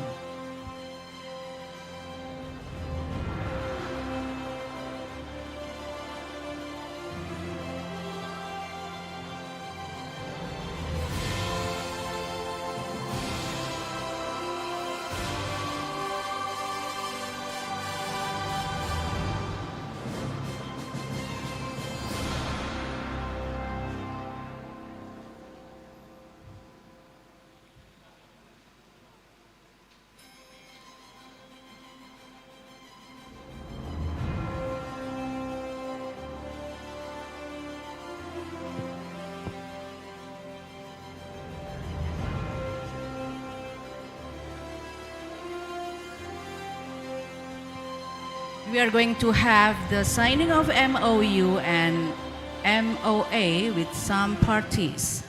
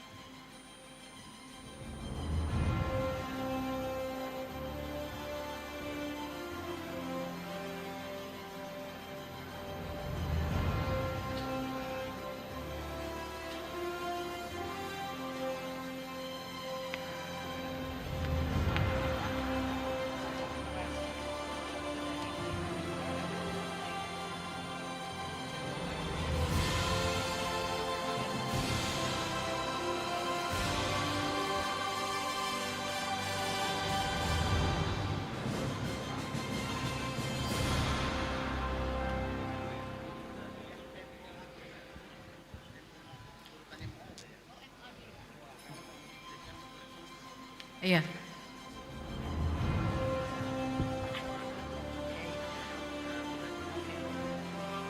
Okay, while we're waiting for the rector of Unitomo, now we proceed with the MOA first. I would like to invite the Dean of Faculty of Economic, Professor Dr. Dr. Sukesi MM. And then we also invite the second parties, the representative of Universitas Islam Kadiri, and also the representative of STI Pemuda Surabaya. Please come to the stage.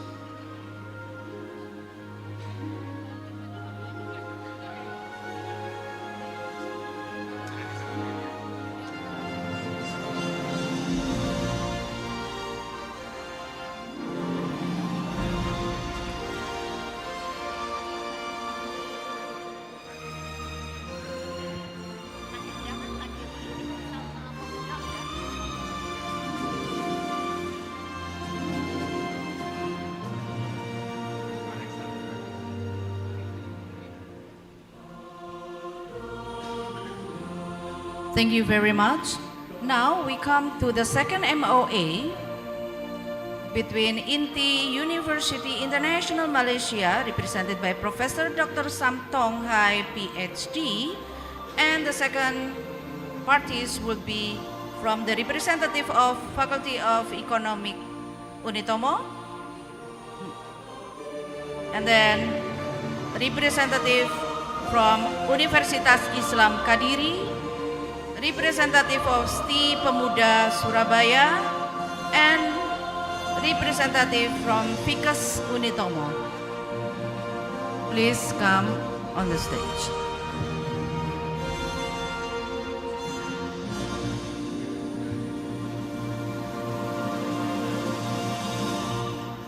Universitas Islam Kadiri, the representative.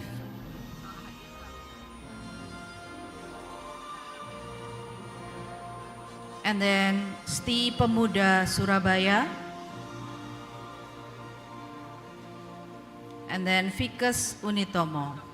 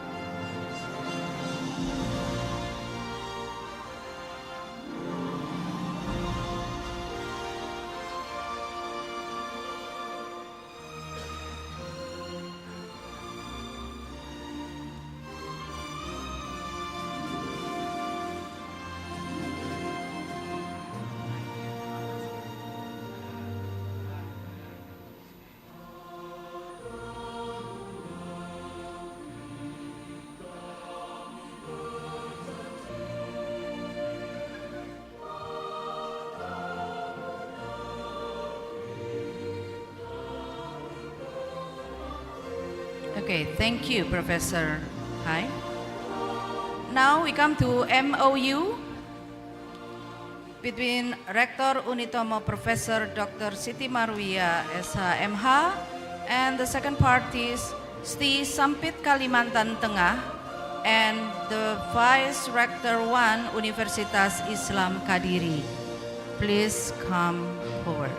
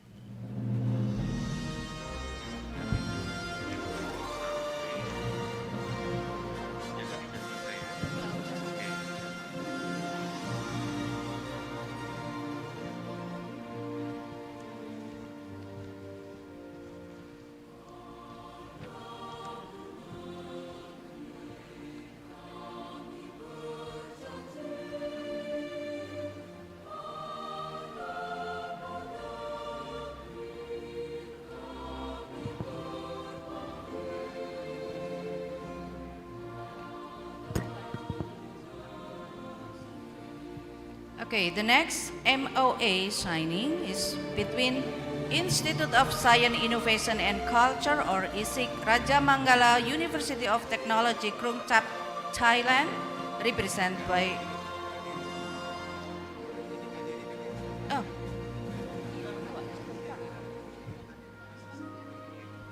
the next MOU we are okay, I call it the second MOU between Rector Unitomo Professor Dr. Siti Marwia SHMH and the Vice Rector 1 Universitas Islam Kadiri.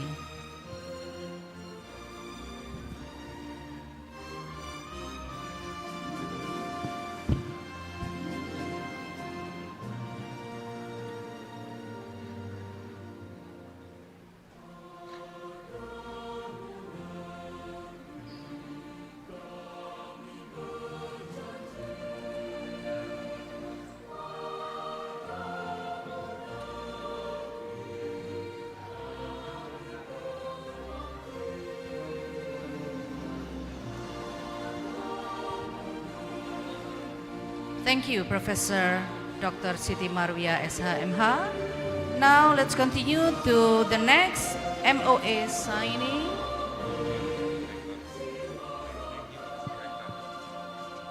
Thank you, Professor Dr. Siti Marwia SHMH. Now we continue to our next MOA signing between Institute of Science, Innovation and Culture, ISIC Raja Mangala University of Technology, Krung Thap, Thailand, represented by Professor Dr. Yudi Arifani, SPD, MPD, and Faculty of Economic Unitomo, Universitas Islam Kadiri, STI Pemuda Surabaya, VIA Unitomo, Fikes Unitomo, and FH Unitomo.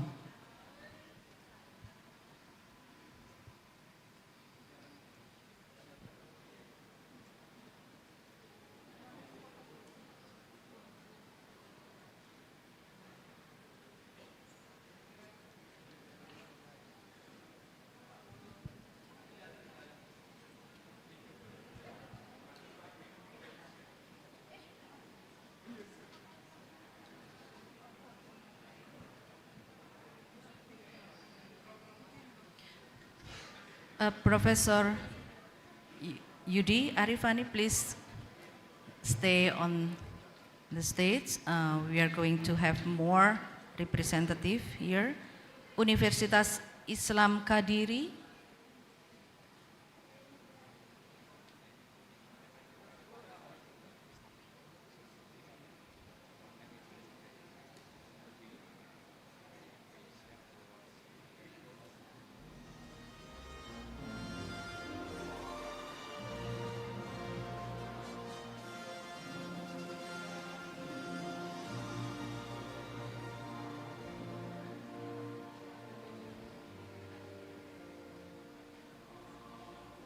Thank you, Setie Pemuda Surabaya.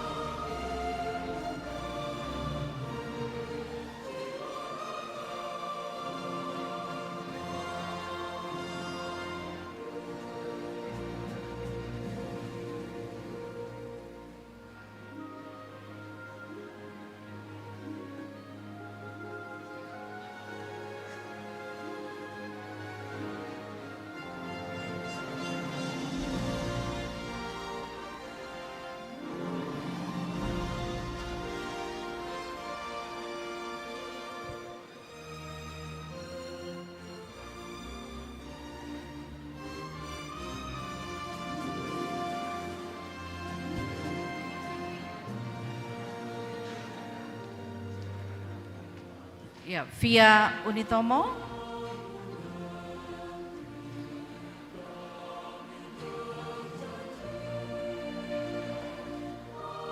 Thank you. The next is Ficus Unitomo.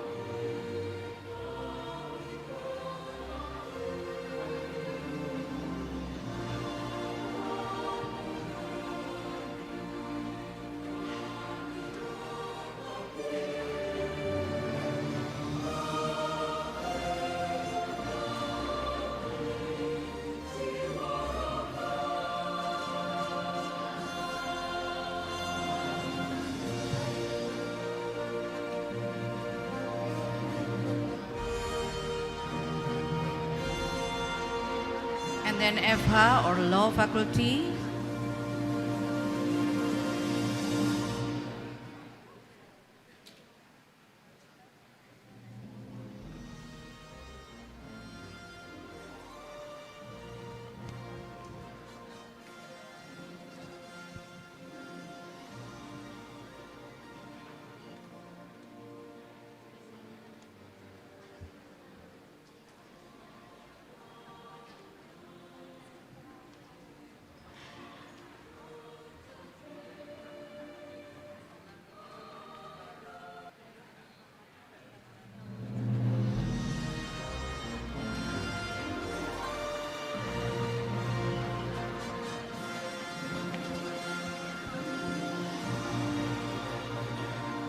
Yeah, that's all the signing of MOU and MOA.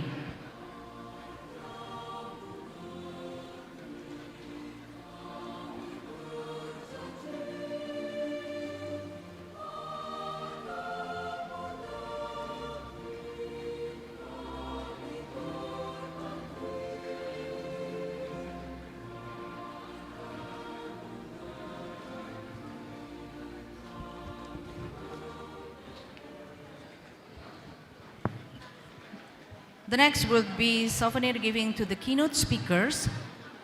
We would like to invite to all keynote speakers to come on the stage.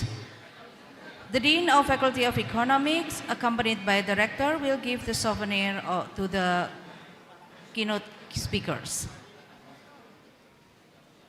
Please to Professor Dr. Siti Marwia SHMH and Professor Dr. Dra. Sukesi MM, please come on the stage. To all dear keynote speaker, Professor Dr. Sam Tong Hai, Professor Dr. Yudi Arifani, and then Dr. Kumarasri Subramanya. Please come on the stage and receive the souvenirs from the Rector and also the Dean of Faculty of Economy.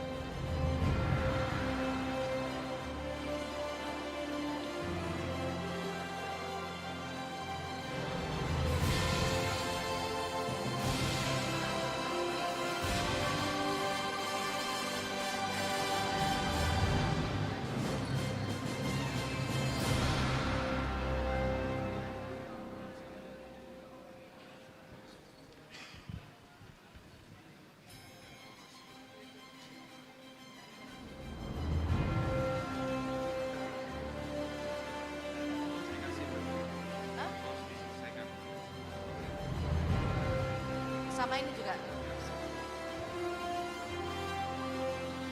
Okay, please stay on the stage, Professor Casey and also the keynotes. Now we invite all the co-hosts to come in front and receive the souvenirs and photo session. The co-host.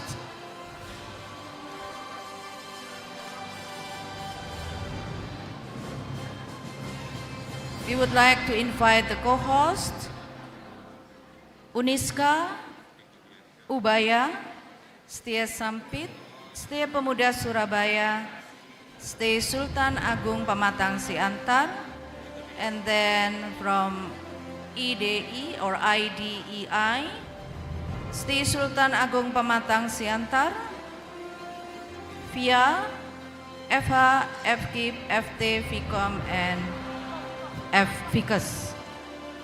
Please, the representative, come forward.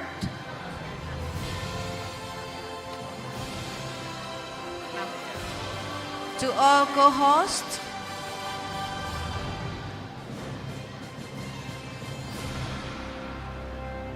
keynote speaker, please stay on the stage. Now please, all of the co-hosts to come in front.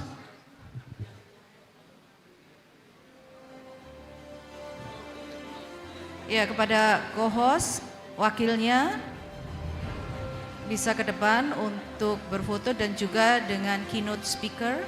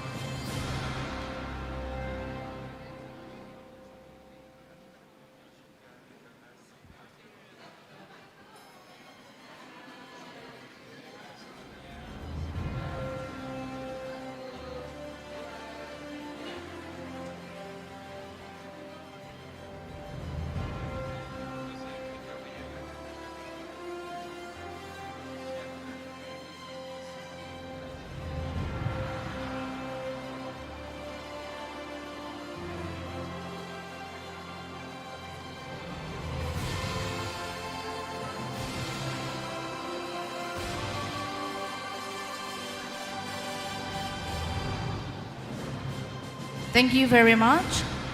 Now please have a seat. We are going to have the plenary session.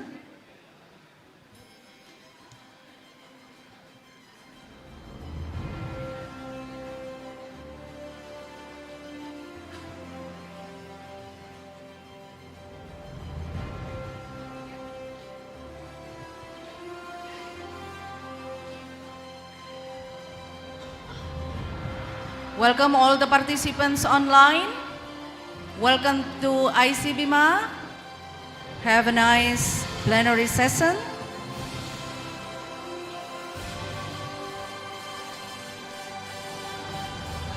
On plenary session, I become the moderator. So my name is Dr. Indra Kartiningsi, SSMSE MPD.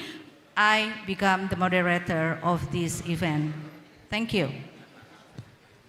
There are 5 keynote speakers online. We'll present online, and then we are going to have 3 offline. So now let's start with our plenary session. Our theme this year is Driving Sustainable Transformation, Green Innovation, Digitalization, and AI in the Future of Economics, Business, and Entrepreneurship. Now let's welcome with our second keynote speaker from USA. Let's welcome Professor Dr. Franco Gandolfi, Professor Dr. Franco Gandolfi, California Institute of Advanced Management, USA. Now let's give applause for him.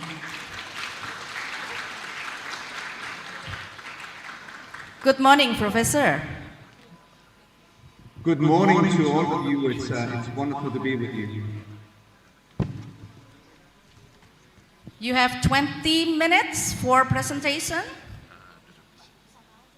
Fantastic. Do I need to share my PowerPoint or are you going to use yours?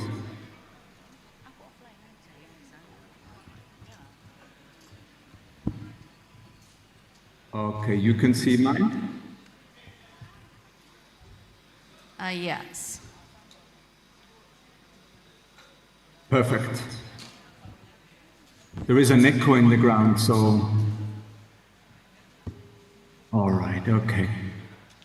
Well, let's get started. And first of all, many thanks to many of you, the dignitaries, the hosts, the universities, academicians, my friends, colleagues, students from around the world. It's an absolute pleasure to be one of the keynote speakers at this conference, ICEBEMA. I wish I could be in Surabaya at this time. I was there last year in 2024. This year it won't be possible for me to be there, but hopefully next year I'll be able to come again in person. So thank you so much for the opportunity to talk for a few moments to you about something that is very important to me personally as well as professionally. And I have aptly titled my speech, Leading Sustainable Transformation, Strategies for Purpose-Driven Leadership. So we're going to be discussing leadership, sustainability, and purpose over the next 15 minutes. So here's the context. Why does purpose matter? Well, leadership, of course, is important. As we all know, everything rises and falls on leadership. And today's leaders, and many of you are leaders, in fact, all of you are leaders. Leaders face a dual challenge. In fact, not only a dual challenge, but many challenges. Driving growth while ensuring the sustainability of people, planet, and profit. So the shareholder value, the profit-driven mandate alone is not sufficient. We need to take care of the business, the corporation, the mission, as well as the people, as well as the environment, the planet, because that's what our kids and grandkids are going to inherit. So when we think of sustainability, we need to not only think of a profit-driven mentality for 1 week or 1 month, or in fact 1 quarter. We need to think long term. And sometimes that's hard. Sometimes that's hard because we are driven by KPIs and expectations and results. that people expect of us. But we need to start thinking about more long term, beyond the month, beyond the quarter, beyond the year, long term. So growing sustainably. Okay. Now, where does purpose come in? Purpose gives us direction. In fact, every organization has a mission, a clearly defined mission, and that gives us purpose. And the purpose gives us direction in turbulent times. And I believe right now, when I look at the geopolitical situation worldwide, we are indeed in turbulent times. Now, the problem, as Peter Drucker aptly said, the greatest danger of turbulence is not the turbulence itself. It is to act with yesterday's logic. So we need to come up with new ways of thinking, with a new mindset, with a new way of understanding, which goes beyond the local context, including the global, the regional, the universal context. So that's something that all of us need to keep in mind, is to think with a new way of thinking, because we cannot solve today's problems with yesterday's logic. We can only solve tomorrow's problems with today's logic, and perhaps tomorrow's logic as well. So the new logic of leadership is what we need to foster in ourselves and in the people that we are dealing with, imparting knowledge, our students. So what is it? What is sustainable transformation? Well, sustainable transformation, traditional leadership prioritizes efficiency and results. These two things, efficiency and results. But the modern paradigm goes beyond that. We need to think ethics. We need to think systems. We need to think endurance. So we need to go beyond just changing incrementally. We need to think systemically. We need to think ethically. And as we said before, the word sustainable being enduring. And this requires an alignment. It requires a realignment of three triads: strategy, culture, and capability. Strategy is, how are we going to get to where we want to be? The culture is the mantra, the way we feel, the way we do things. And then the capability is people like you and I, the human function, the capability, the HR.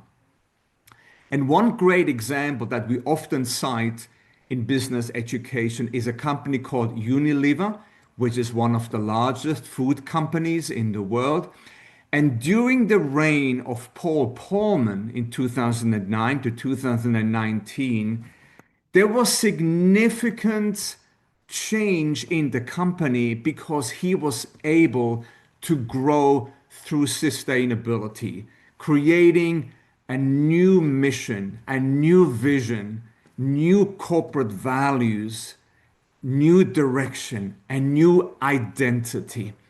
And so what we came to know under Paul Polman is sustainable transformation is not an act. It's not an initiative. It's in fact an identity. And what Paul Polman did at the time, he moved us away from shareholder value to stakeholder value. Shareholder value is profit maximization only, whereas stakeholder value includes everybody, every stakeholder, the government, the corporations, the banks, the competition, the people, nature, environment, everything. So he had that understanding, and he was able to grow Unilever to what it is today through this new way of thinking, moving away, as I said, from shareholder value to stakeholder value. The purpose-driven leader, ladies and gentlemen, that's you and I. What is good leadership? What is great leadership? How do we lead in times of VUCA, volatility, uncertainty, complexity, and ambiguity. How do we lead our corporations, our organizations, our families, our community, our society? How do we lead? And we ought to lead, ladies and gentlemen, with clarity, being very clear directionally. Where are we going and why? Mission driven. Empathy.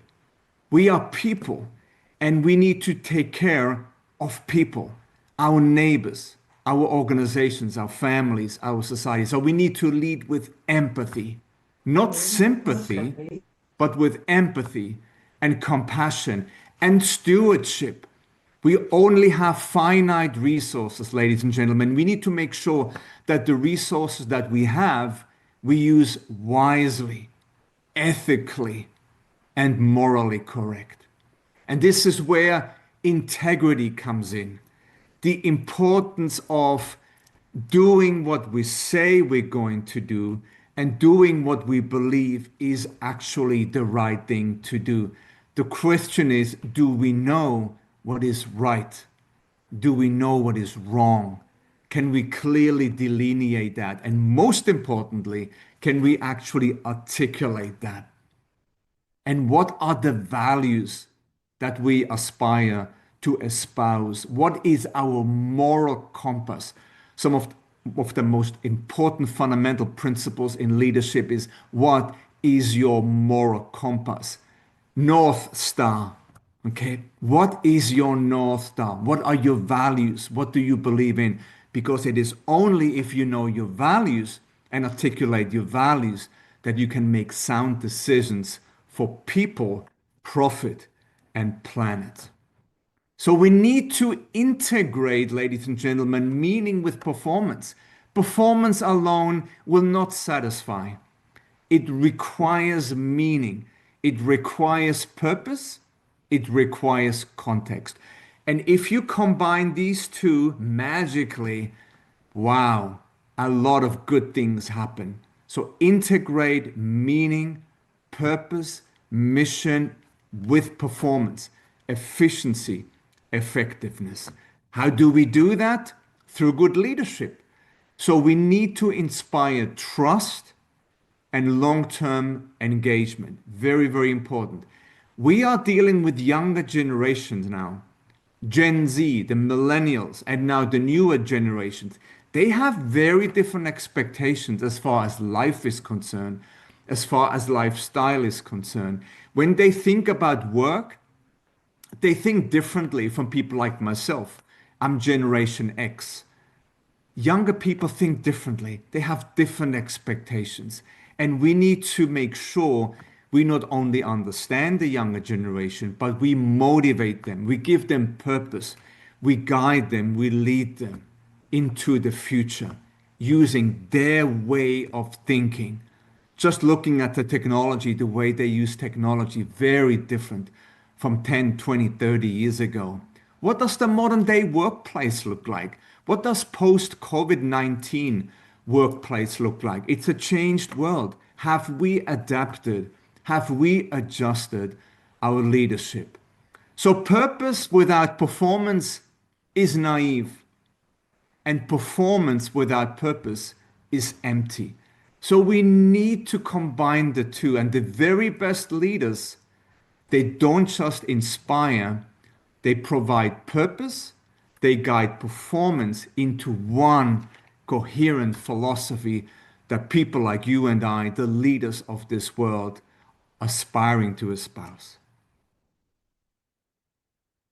How do we do that? That's the big question. So we need to embed purpose into strategy, okay? The combination of the two, as I said. We live in a world of ongoing and constant and transformational change. We need to lead change proactively, systemically, rationally, and strategically. So we need to lead systemic cultural change. And it always starts with us. Leadership always starts with us. We need to empower people. What does that mean?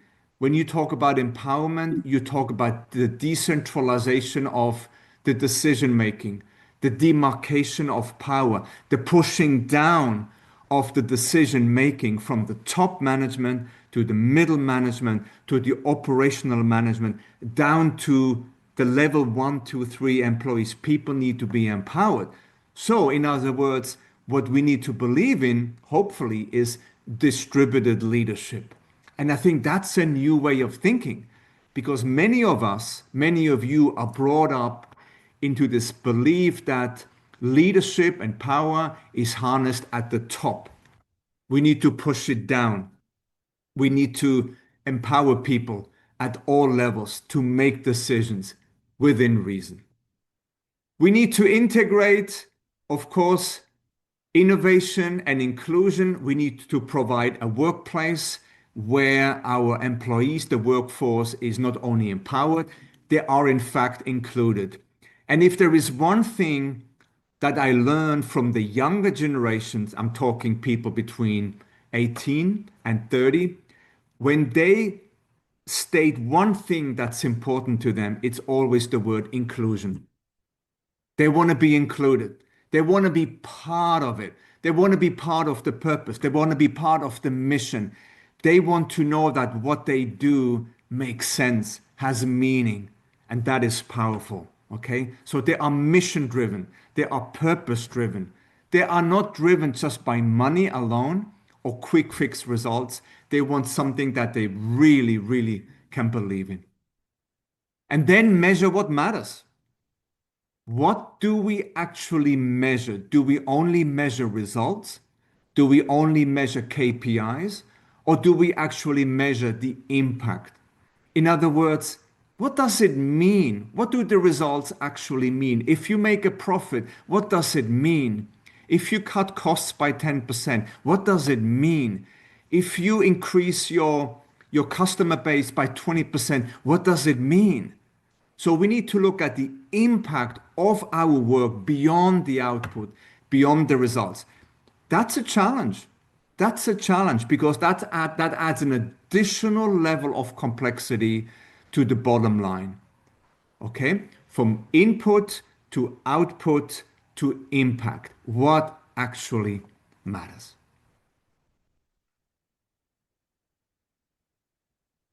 And so my call of action to all of us, to all of you, ladies and gentlemen, is sustainable transformation begins with us. It begins with the leader. Self-leadership, other leadership, community leadership. And what is required is an alignment of three things: head, heart, and hand. So do what you say and say what you believe. That happens to be the definition of integrity. Lead with conscience, lead with purpose, lead with compassion, build with compassion, and transform with courage. One of the most pivotal leadership skills in this day and age is courage. Not to have fear, to be a fearless leader. And ladies and gentlemen, how do you become a fearless leader? It is if you lead with purpose and mission and values and integrity. And I'm finishing off with a great quote by Peter Senge, who talked a lot about excellence. He talked a lot about the learning organization. We are a learning organization. We are a global learning community right now. You in Surabaya, we have speakers from around the world, including myself in California. Great leaders are in fact gardeners, not mechanics. We're not robots. We're not machines. We are gardeners. And what we need to do in our respective organizations is to create the conditions for life to flourish. Remember, people don't leave organizations, they leave bosses, they leave leaders. If there is toxicity, if there is negativity, if there is abuse, people will leave and find greener and better pastures.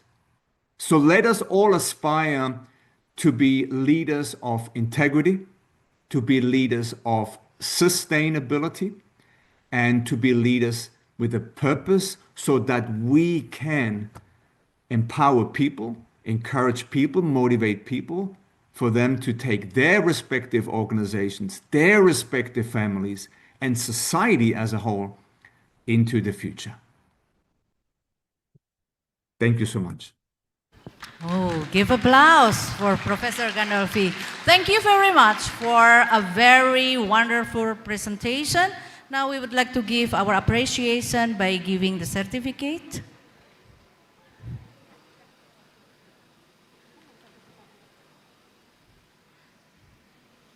Operator, please.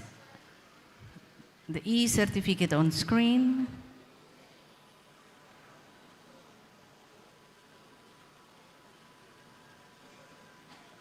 Oh, thank you so much. What an honor. What an honor and privilege to be with you, and I wish you all the best and happy learning in this wonderful learning community. I look forward to meeting many of you in Surabaya in 2026. Okay. Thank you very much. And I think USA is evening, right? It's 9 p.m. At 9 p.m. It's about time for you to go bed. Yes, yes. Yeah. Thank you so much. Okay. Yeah. Good night, Professor Gandolfi. Have a good day, all. Thank you so much again. Okay, thank you very much. Now let's call our keynote speaker, the next keynote speaker, Associate Professor Margie Chia from University of Newcastle, Australia. Are you there? Yes, I'm here. Okay, so good afternoon in Australia. Yes, so I'm actually in China right now traveling, but yeah. Yeah, So okay. we have a similar time zone as Indonesia. Okay, your time is 20 minutes to present. Time is yours. Thank you. So I'll get started by sharing my slides. Just give me a sec.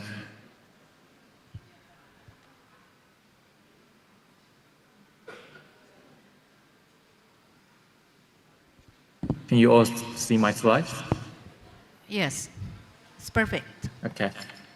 Yeah, that's good. So as an associate professor and academic in finance, so I would like to talk, or I guess discuss about the role of AIs for the future of finance. Right, so the title of my topic, session today is AI and the future of finance, from data to intelligent decision making. So just like Professor Franco Gandolfi, so it's a privilege for me to receive the invitation to present as a keynote speaker in this conference. So I also received the invitation to present face-to-face. Yeah, but unfortunately, as I've indicated earlier, I'm currently traveling in China right now for business, for uni business. So I would love to return in the future if an opportunity arises. So let's start by setting the scene for the for my speech. So it's about, I guess, the increasing influence of AI and machine learning in the field of finance. Right. So I'll start by this quote. Right, so in most recent finance research, right, so data is the new oil, but AI is the refinery. So this actually means that the inputs that we use, data analysis in financial research, is still very important. Right, so these are the raw ingredients, right, so the oil in financial research. But instead of using traditional approaches in data manipulation, analysis, and etc., right? So instead of using those traditional approaches, now increasingly finance researchers are using AI as the refinery, as the data processing tool, right? So this is why I'm saying that our finance is entering into a new era of intelligence and also automation through the use of AI and machine learning. So in relation to the transformation in finance, so the use of AI actually helps to reshape how information is generated, shared, and used. Right, so we are actually moving from intuition. So this could be based on, let's say, observations, based on experience, based on someone's gut feeling, right? So intuition-based to data-driven decision making.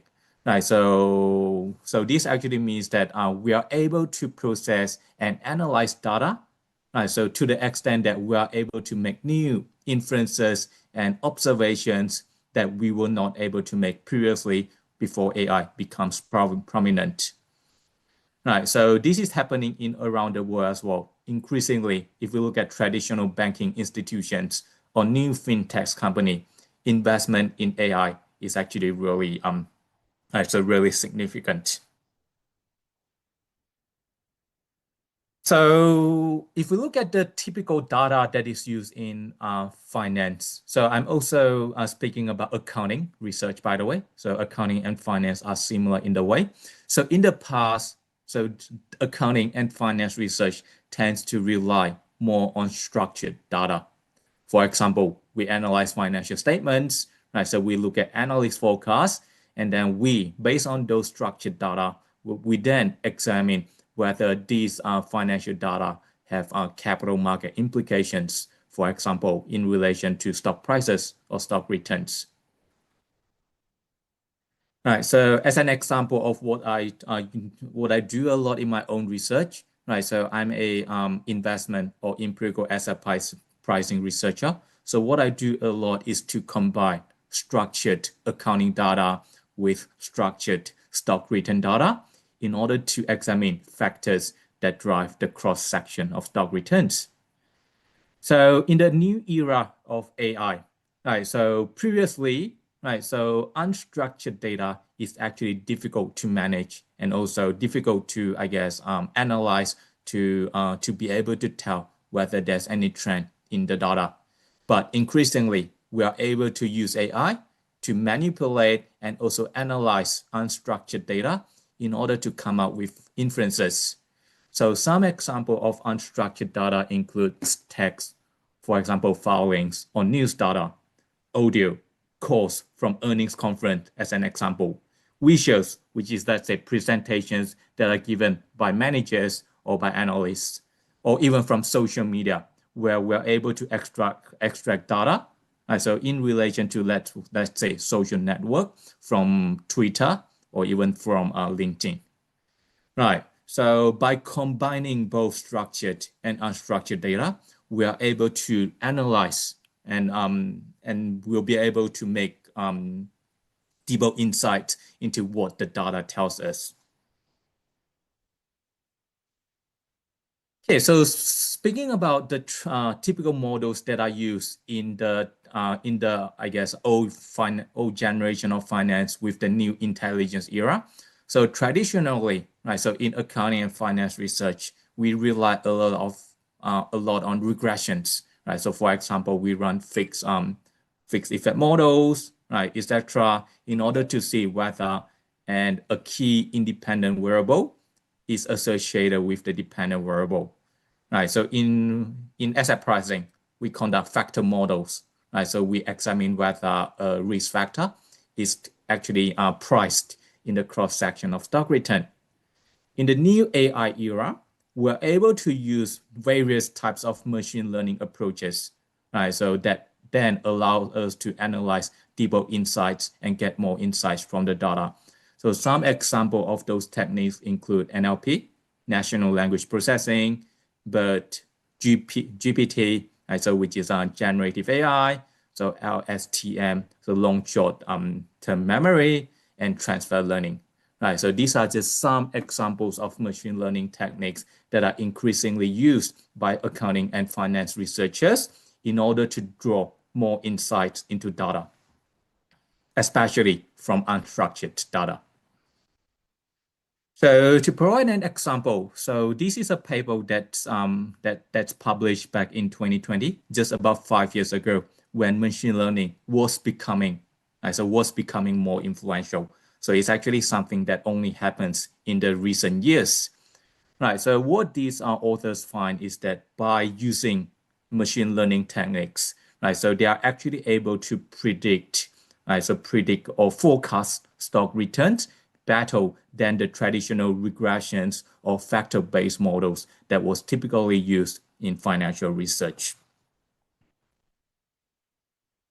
In terms of corporate information, so for accounting and finance researchers, we are actually interested and we are concerned about informations that are disclosed by companies because and those information could be information sensitive, which then have capital market implications. So in the past, right, these data, so corporate announcement, right, so tend to be unstructured, meaning that it was difficult for us to be able to systematically and structurally examine the data in this field. But nowadays, by using AI, we are able to extract risk and performance signals from those company or corporate disclosures. For example, we are able to look at 10K filings, and based on the wordings used in this filing, we are able to observe whether there's any sentiment shift. Right, from earnings call, let's say earnings call that are hosted or presented by managers. Right, so by this earnings call, we are able to see what the managers feel about the future prospect of the companies based on the tone that they use. Right, and if we look at 8K filings, for example, we are able to look at event-driven manipulation as another example.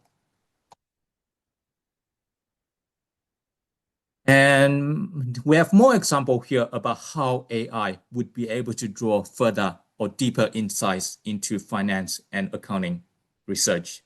Mutual funds is another big area in financial research. By analyzing text, for example, using NLP, natural language processing, we might be able to review managerial skills that will not be able to be observed if we only rely on structured data. Right, so increasingly in recent years, there are studies showing that Twitter and Glassdoor, which are social media, right, so data from Twitter and Glassdoor are able to predict firm value or stock returns. YouTube, LinkedIn, right, so these are actually, for example, video-based data. Right, so we are able to rely on AI to analyze visual and network data that then might be able to provide us with insights about corporate culture and credibility.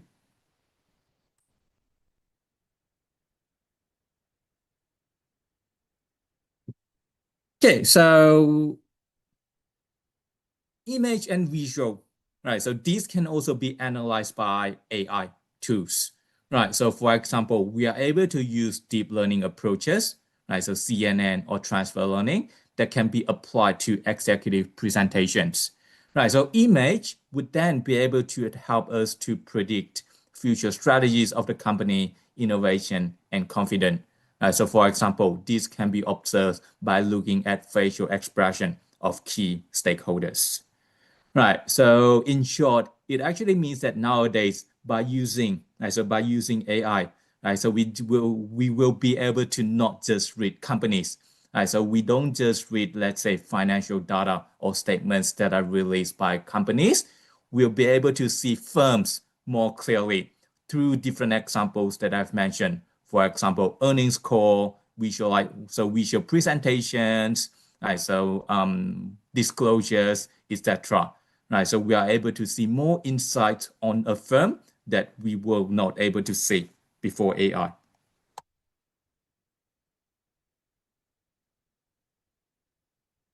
So I have another example here about the use of AI to analyze or to come up with sentiment. Right, so this is actually a paper that was published by myself. Right, so photo sentiment and stock returns around the world.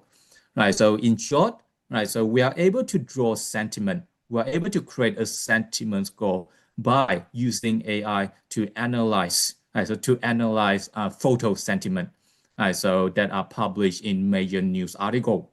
right? So based on this sentiment, right, so that are created by photo, so we, right, so my co-authors and I find that it has some capital market implications in the sense that it has some predictive power on future stock returns.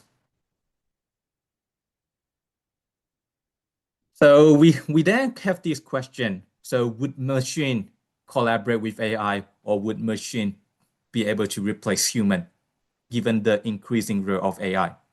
So I would say that human, so us as academics, for example, so we still have a really important role to play in the age of AI. So AI excels in data processing, for example, especially about unstructured data. But we humans, so we academics are the one that then need to make judgment based on the data that was processed by AI. So this is why, in my opinion, in the future era of AI for financial research, so it's about man plus machine, not man versus machine. So it also means that we then require cross-disciplinary skills because, for example, traditionally accounting and finance PhDs were not trained in data science, right? So they were not trained in the skills of data science. So this actually means that now in the age of AI, so we then need to, increasingly cross-disciplinary skills, finance combined with data science are becoming more and more relevant. So this is what we did at University of Newcastle as well. So we have recently pushed ahead with our Master of FinTech, and we have recently hired academics that actually have those cross-disciplinary skills in the field of finance and data science. Okay, so I think I just have two more. So I just have a couple more slides to go. So and I think I'm running a bit short of time. So I'll just quickly summarize the role of academia. Right, so us as universities around the world, right, so we must be able to bridge domain and technical expertise. Right, so this is what increasingly I do see the need for hybrid programs combining finance, AI, as well as the ethics associated or arising from the prominence of AI. So I've mentioned that I'm currently in China traveling for uni-related business. This is what I observe here as well for many Chinese universities, right? So they are increasingly focusing on AI, right? So technical domain with a specialized domain, for example, finance and accounting, in order to generate values. Right, so this actually means that for uni, so for us, in order to thrive in this new era of domain and technical expertise, we must be able to collaborate. Right, so collaboration amongst academia, industry, and regulators would be important as well in order to create or I guess prepare graduates to be future ready. So a couple of closing message from me. So AI, right, so I do believe that man and machine can coexist and work together. So at this stage, right, so AI does not replace financial experts. It actually empowers them in order to analyze more data and draw more insights that previously traditional model were not able to do.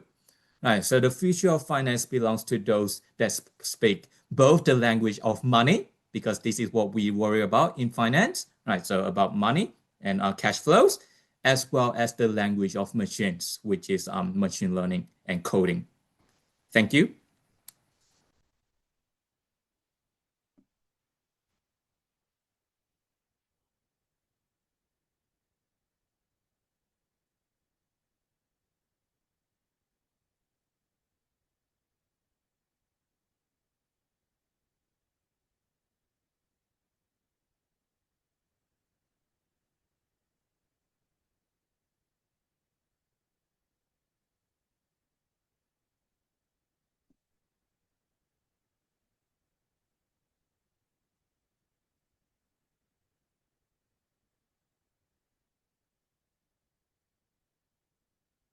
Hello, can you guys hear me?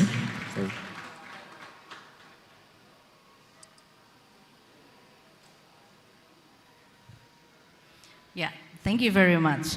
Now we come to offline presentations. So I should go on the stage because I have the persons here. Let me invite the three outstanding keynote speakers for today. The first one is Professor Dr. Sam Tong Hai, PhD from Inti International University, Malaysia. Please come on the stage. And then the second keynote speaker will be Dr. Kumar Safri Subramaniam. I'm sorry if I pronounce wrong. From British University, Vietnam. And then the third keynote speaker will be Professor Dr. Yudi Arifani, SPD, MPD from Universitas Muhammadiyah, Gresik, Indonesia. Please come on the stage. Yeah, we are going to have panel here. Yeah, no, I mean the three keynote speaker here. Yeah. Yeah, we are going to have panel because our time is very short. Yeah.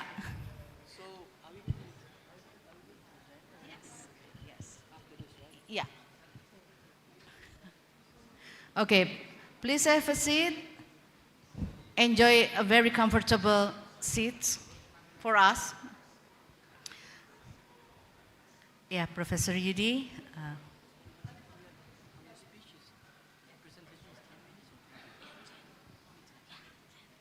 have to be very fast. Okay.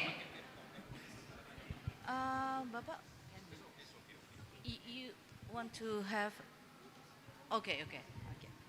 Okay, I'm so sorry because we have a very short time, so we have the panels for the offline presenters. Now I'd like to invite Professor Dr. Sam Tong Hai, PhD, to present in 10 minutes. Sorry, you have to be very brief here. And his article would be Bridging Academia and Industry Practical Application of AI in the Global Economy. So your time is 10 minutes. The stage is yours.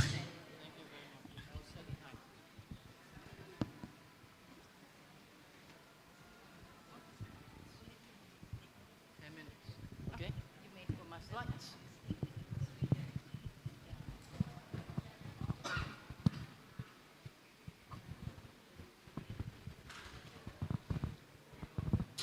Okay, ladies and gentlemen, good morning to you. And it's very happy to come, and it's an honor to be invited again. This is my second time in Surabaya. I love Surabaya. And I love UNITOMO. Yes, it's an honor and pleasure. Thank you, the team. Props to Casey. All right, I only have 10 minutes. No, 9 minutes, 19 seconds. All right, I have to be fast, okay? All right, so this is my slide. I'm going to talk about the bridging academia and industry practical application of AI in the global economy. And these are my all the titles that I got for the past many years, 7 years, 10 years, okay? So the topic that I would like to share with you, I would like to introduce the AI economy impact, the key AI technologies, followed by the case study, and challenges in AI adoption, collaboration strategy, and conclusion for the future direction. All right? Okay, so artificial intelligence, whether you like it or not, artificial intelligence will be one of the very important tools in the next 10, 20, 50, maybe 100 years. Okay? Whether you like it or not. All right? So, it is important to integrate academia, okay, and industry, okay? I mean, in terms of technology, because as an academician, like me, I'm doing a lot of research, and at the end of the day, what we got a paper, we got an article to publish, am I correct? So anything good for the industry, anything good for the society? I don't think so, all right? So bridging academia and industry, okay, is our responsibility. Okay, so key AI technology with real impact. We have machine learning now. we have nature language processing. It's like we have an expert from Malaysia, okay? So the husband of our Dr. Ash, a very specialized in chatbot and things like that, all right? And we have reinforcement learning, all right, robotic and computer vision, okay, which is helping the industry to reduce cost and contribute to the industry competitiveness. All right, so I was in industry before. I was a businessman before. Okay, I have my own company running for 19 years, and after that I had my PhD studies at the age of 40. All right, and later I joined education industry. All right, would you mind take some photo for me? Thank you very much. Okay, so that's why I have the case study that I would like to share with you is my research as well as my business I have done for the past few years. However, I have done a lot of projects which is really successful one, but I don't think I have time to share with you all right? I will choose a few my projects related to AI and share it with you, the real project and real case. Just now I was talking to our governor, right? Dr. Dadak. Yes, I mentioned to him that I have one of the most advanced drones, the agricultural drones. You know drones? To spray baja, okay? For spraying, for paddy, okay? And this is one of the product that I have. Now we are ranking number 3 in China, okay? So this is the smart farming that I have done. And I am a pilot, I fly aircraft, okay? This is my flying club, private flying club in Malaysia. So I have a big space for me to do the training of the drones. And these are the drones that I have already I imported and worked together. Some of it I worked together with the engineer in China. And then this business, I did it in year 2015, very, very early for this technology to come into Malaysia. I'm the first batch of the engineer and also the importer to do this business in 2015. Now I have a better technology to take care of the spraying of the, what do you call it, the crops in Malaysia, all right? So this is the rhinoceros beetle infestation in oil palm industry. Indonesia is the world's largest plantation of oil palm plantation in the world. You have 1 million hectare. Malaysia have 500,000 hectare. So this is a big problem, okay, of a young oil palm tree that destroyed by the rhinoceros beetle. So they will eat, okay? Rhinoceros beetles will eat and destroy the young oil palm tree. And then, however, when the workers do the spraying, and it is very, very time consuming and labor intensive. And then I designed a drones to fly above the canopy 3 feet and to do the spraying. And the technology for this, the difficulties and the challenges for this project is you need to stop at the top of the canopy accurately, okay? Meaning that accurately at the time of 2015, the only thing we can do is to use the RTK, which is the real-time kinetic solution, to achieve 1 cm positional accuracy in real time. All right, so this is the one that I provide for the industry. I work together with MPOB, Malaysia Palm Oil Board, so I solve their problems. And now the price of what do you call that, the RTK, real-time kinematic is very, very cheap now. Okay, it's about 10,000 renminbi is about only US dollars is about 2,000 US dollars. You can get this RTK already, RTK. All right, so this is one of the projects. And we have quite a number of projects. We have smart campus. We have a lot of projects. And I've done smart home system. I have already in this business for a few years. Okay, and this is a durian. You know durian, huh? Durian, I have an apps, okay, to recognize the different species of the durians. Okay, so they can sort the durian for different species by using these apps and technology while they are harvesting and by using the conveyors, you know, for packing. So these are a lot of projects that I have done. I'm sorry I do not have time to share it with you. All right? Yes. So I also work together with the government, the police, the Royal Police Department of Malaysia. Now I'm providing them the solution of the telephone scam and also the internet scam. Okay? All right. So the challenges in the AI adoption. At this moment of time, we are facing some technical issue, okay? For example, the data quality, the legacy systems, all right?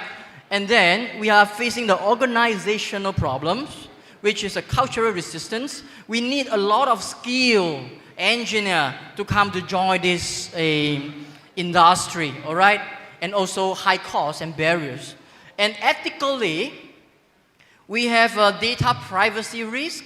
For example, the apps we've used, okay? I don't know whether you know it or not. I just heard from my wife that day. She told me that when you on your handphone, as a matter of fact, your smartphone will listen to what you say. Is that true? Is that true? I believe so. And later, and then you were discussing something with your wife, and later your Shopee will forward you something that you mentioned. Do you understand? I don't know whether it's true or not. I got to find out, okay? So this is the ethical risk.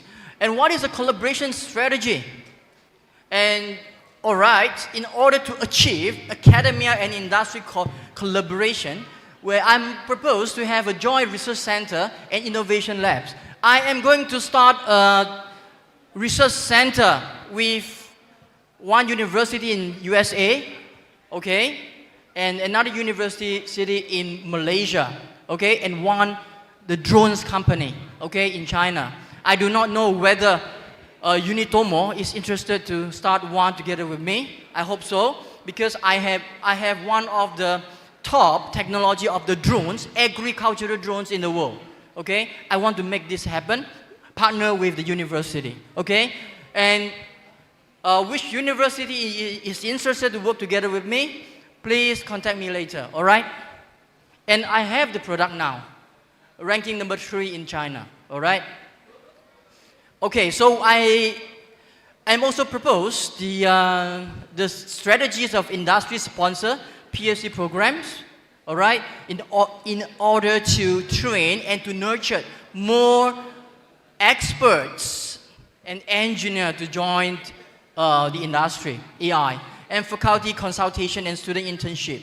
All right, so this is another way that we can work together. All right, and then the future of AI and the conclusion is you cannot avoid AI.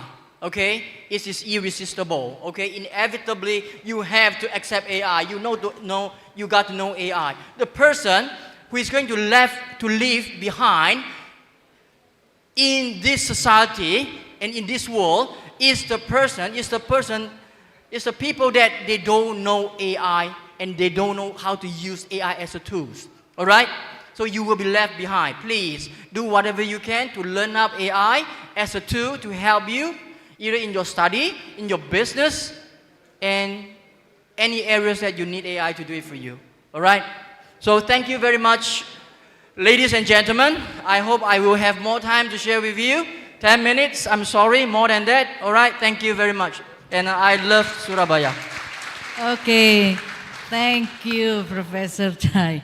It's very fast, like technology development. Iya, teknologinya kan larinya cepat ya. Ternyata Professor Sam ini bisa mengejar. That's a wonderful thing. Yeah, so please keep your questions later. Maybe you can also type it on the WhatsApp group if you would like to ask. Okay, three of our speakers here, so you can discuss with them today. Okay, to train your English, of course. Okay, now let's welcome to this next keynote speaker, maybe the most beautiful speakers here, because yeah, the speakers are men. Yeah, you're the most beautiful keynote speaker here. Okay, now let's welcome Dr. Kumasafri Subramaniam from British University, Vietnam, with the title Empowering the Street Vendors Through Digital and AI Integration. Time is yours. Only 10 minutes, not more. Hello. Yeah. Thank you so much for the great introduction. And salam sejahtera. And also good morning to all of you. And being in Indonesia, this is my first trip ever to Indonesia. So it is my pleasure to be invited, okay, to be here.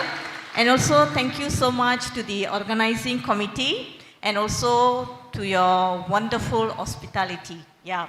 So I'm Kumareshwari Subramaniam from British University, Vietnam, from the business school.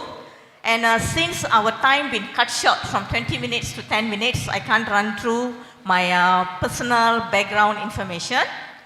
So yeah, so my sharing will be mainly on empowering the street vendors through digitalization and also the AI integration. So in this, how students can be the change agent. So with that, if you see like street vendors, so normally when we are talking about digitalization, we are talking about AI. So the companies like a big corporate companies, they have the privilege, they can inject a lot of money and resources. But then the street vendors, at times, they are the underprivileged. So this is actually my interest, how we can actually innovate their street vendors, how we can boost their economic, their living standard, and so on. So when we talk about street vendors, we are talking about individuals that sell goods or services, okay, at the streets, walkway, and also they are very independent and they do not have like a fixed premises. So they are my interest of study, and I have done quite a bit of a project. So the kind of project that I have done is activity-based learning. So I empower my students, and of course it is not only working only from the government support, but also the educators, the teachers, how creativity they are, okay, and how they design the curriculum. So with that, okay, so they are normally categorized as an informal economy because they are unregulated, they are untaxed, and also they do not have much protection, they do not have the employment contract, they are, in addition to that, they do not have like a much legal recognition.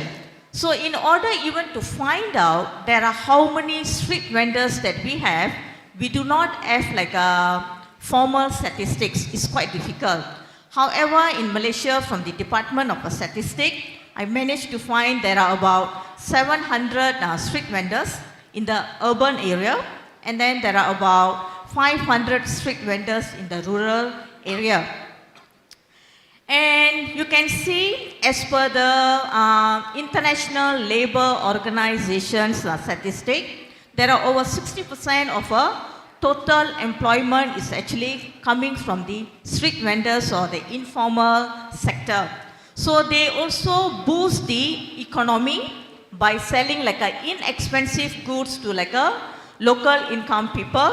And not only that, they also preserve the culture, street food tradition, and also the micro entrepreneurship. And there is also another statistic I managed to gather, that is from the Hanoi. So from the Hanoi, Vietnam, where like currently I'm based, there are street vendors, food vendors about 5,800. There are fruit and vegetable vendors, the fixed one and also the mobile one around 11,500. I'm pretty sure because when I arrived here, I observed and then I see there are many street vendors in Surabaya as well. But whether we have the number, perhaps that is something that the government can actually give it to us, whether we can do something as educators to this category of people. So the challenges that faced by these street vendors, because they do not have the formal credit luxury, they do not have a social protection, and to a certain extent they have a very unstable income. And they also lack of digital literacy. So like from the start, we want to actually give them the AI literacy. That is something quite challenging because we need to go step by step. First, we need to teach them the alphabets before we ask them to read. So it should go like that. So what like in the project that I have done, whether through our classroom projects involving our students with our lecturers, okay, we educate and create the digitalization or awareness skill to these street vendors. So from there, if you see what I have been doing this for the past 8 years also, where we have activity-based learning. So in this, where students will be the mentor, because we know like the current generation, they are very much tech savvy. So when we talk about any business nowadays, we are talking about social media, okay, like a Facebook, we have a Shopee, we have a Tiki, we have a Lazada. But how well these street vendors, they can actually play around with all these digital platform. This is where we appoint the student buddy to actually enhance their digital skill. So in this, where we are actually build a co-creation value. So the value is not coming from one direction, but it's a two-way direction. We are creating the value. And of course, this is promote employability, innovation, and also ESG. So we can see here, there are actually a tranquilization students, we have the academics, and we also have the other stakeholders, such as maybe the kebajikan, the government, the NGOs, and so on. So here, these are some of the projects that we have done in the past. So we collaborate with the kebajikan welfare department to support the low income group. And this project basically we run for 2 years. So we teach them, okay, and then we appoint the student buddy with their like a digital platform, and then slowly we give them the freedom. So once they are quite established, we consider that was the success story. And in addition to that, you can see one of the picture there is like where we appointed the students. And in the middle picture, this is like our current project where I'm doing with British University, Vietnam. So one of class students for the business innovation and creativity, they have went to one SME, micro SME, to actually how to enhance their digital skill. And of course, this student-led project is actually empower the students' learning. Is there any students here? Students, put up your hands. Ada yang mahasiswa Yeah, di sini. ada students, right. So how many minutes normally you focus in the class when the teacher is teaching?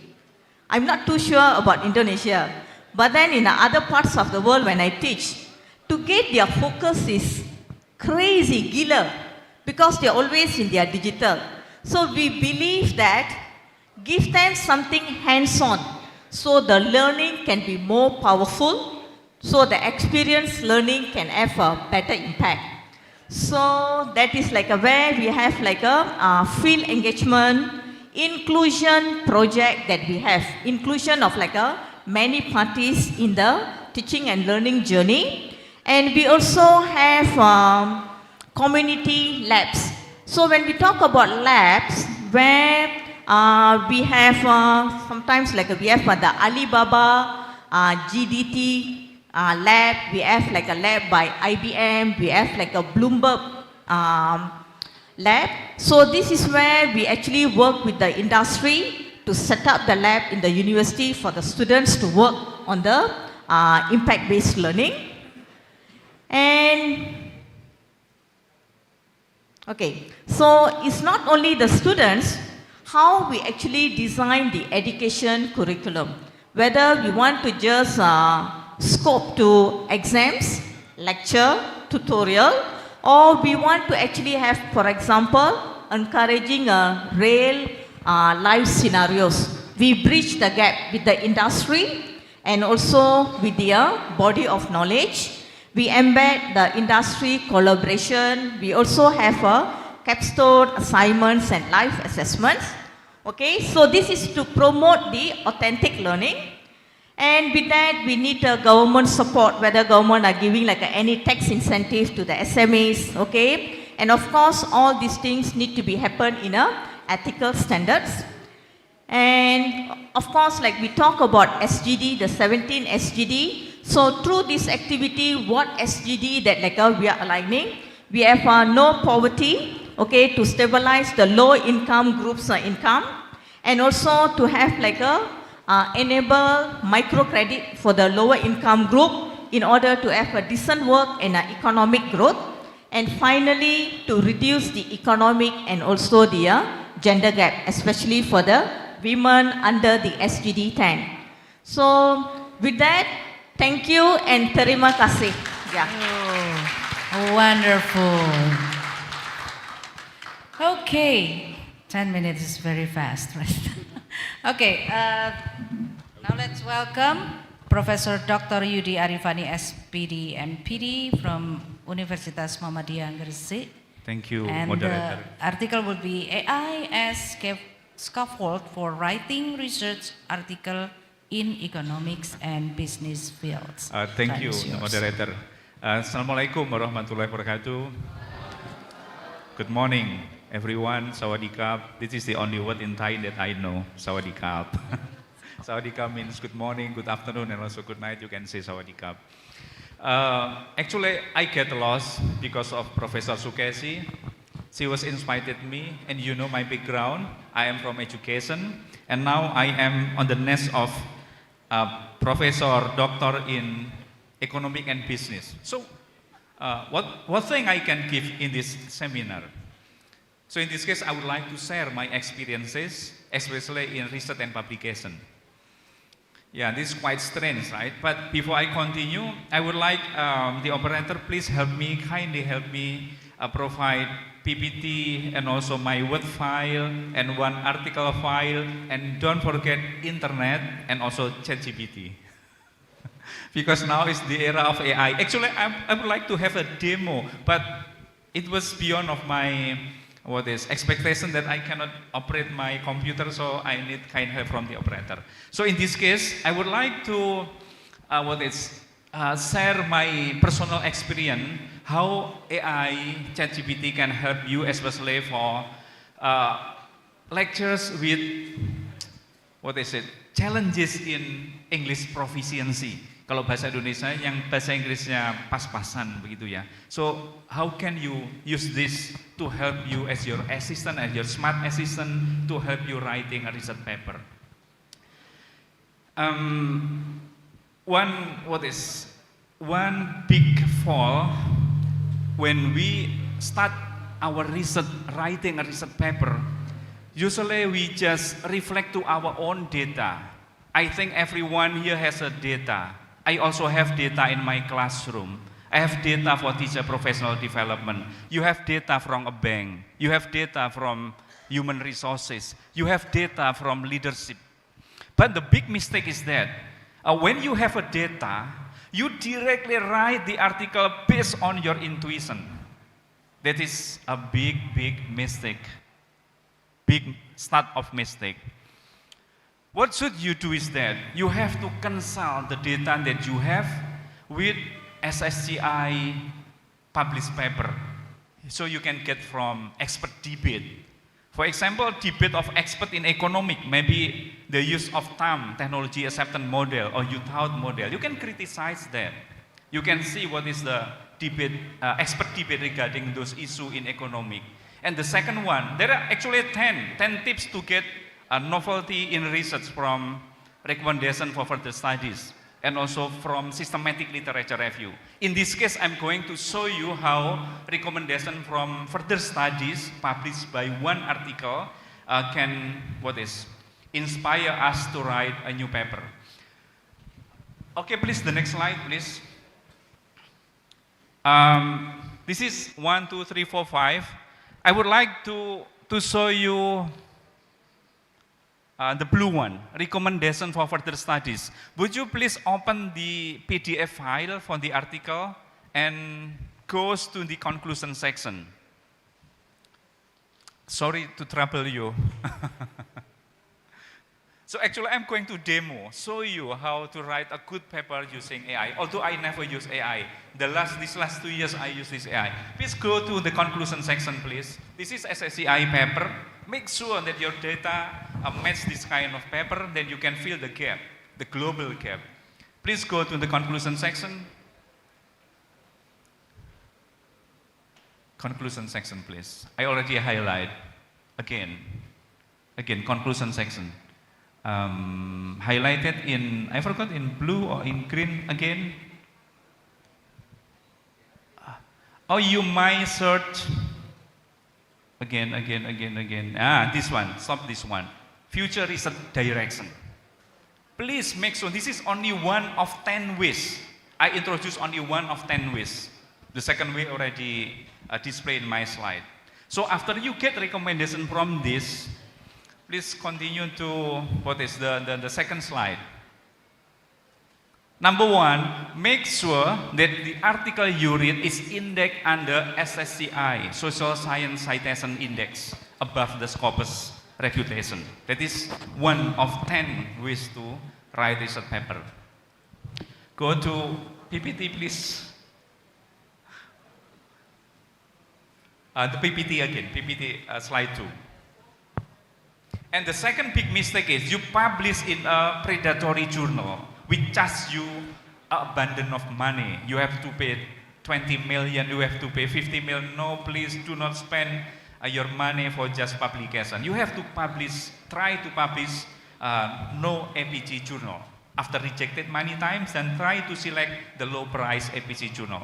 I never publish, for my professorship, I never publish with APC journal. All are free based APC journal. Not this one, number 2, the slide, number 2 please. The PPT, is it the PPT? PPT? The next slide. Okay, this one.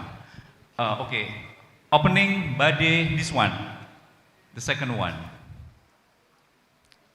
Okay, and the next one, okay. This one, click, okay. So when you start writing, you have the gap, right? Please move to the first slide again. That one, this one, no. Again, this one. You can see this. This is suggestion from SSCI paper. The suggestion is that to investigate the impact of business student digital mindset on digital entrepreneurship with moderating role of gender. So this topic is quite new. So you can ask ChatGPT to develop the gap. Go to the next slide. Now, what is your task now? Your task now is drafting introduction. You have an opening, body, closing. In the body contains limitation of previous study. So you can find the limitation of previous study from the PDF, from the article. After you find limitation of study, you can go ChatGPT. You can go to the next slide, please. I already give example here. The next slide. The next slide, you can ask, find 3 limitations in 3 sentences based on recommendation for further studies, but you have to put the PDF. But the weaknesses is that when you use ChatGPT, the recommendation will be mixed from other suggestions. You have to carefully select the correct suggestion. Because sometimes it is taken from other sources. So you have to consult with the people who has a good English to make sure that the suggestion is derived from the article. That is the important things. And the next, please. Sorry, you can go to the Word file, please. The Word file. That is my draft development. Make it smaller, please. And this one. We go to the body. We go to the step 1 in the cap. Okay, again. This one. So step 1, after you find the limitation, there are 3 limitations. You can ask ChatGPT, please develop paragraph on the topic of that one, and based on the 3 limitations. And finally, the result will be like this one. Previous studies examining the relationship between business blah blah blah blah. You are already obtaining a powerful gap in the introduction. And number 2, after you already ready with the limitation of the study with the paragraph, you can go to the closing. What does closing consist of? Closing consists of objective of the study and also significant for further studies. You can ask ChatGPT again, please write down the objective of the study or study aims, as well as the contribution to the body of knowledge in terms of entrepreneurial education. You can see the gap, the closing, please. The closing. One more minute, sir. Oh my God. Sorry. This will be like this one. And at the end, number 3, you can write down the opening. Opening consists of area of research in entrepreneurial education. You can ask ChatGPT. And finally, less than 1 hour, you already use ChatGPT as a smart assistant to help you write down the introduction. You are finished with introduction. And how about the literature review? I learned this from Swell. I learned this for more than 10 years. Understanding the what is the soul of the SSCI article. So I know all opening, literature review, methodology, how to construct hypothesis, we can use. I already provide in my PPT the prompt. So you can use the prompt for free and you can construct the article like this. And now let's see from the literature review. Slide please. The slide, PPT for literature review. This one. Please use this one for synthesis previous relevant studies. You are synthesizing previous relevant studies within 3 or 7 years. You can use this prompt. Please try to find article on digital entrepreneurship and its dimension of digital entrepreneurship education and its important and also relation to digital entrepreneur. Finally, you will have 5 paragraphs from different countries. At different countries, published in SSCI journal, not Scopus, but SSCI journal. So you can write that one. And for theoretical framework, you also can use like the theory, synthesis of previous studies, gap and justification hypothesis. Use that prompt in your ChatGPT and you will have completed with literature review. You will finish with literature review, previous study, and hypothesis. You can ask ChatGPT to draw the model of hypothesis. That's all? Yes! Sorry, actually I want to present until methodology because the time limit, so do apologize for this. Hopefully next time we can continue with complete example of writing from introduction to methodology. You can use this article for free. This is already new article. Thank you so much. Okay, so once more, give applause to our 3 keynote speakers. Yeah, they are using technology, so very fast presentations. Presentasinya cepat sekali kan kayak teknologi benar. So sorry. Okay, you may have a drink. Yeah, I would like to give only 2 questions. 1 person, 1 questions, not 1 person, 10 questions. Yeah, usually Indonesia will go around first before they come to the questions.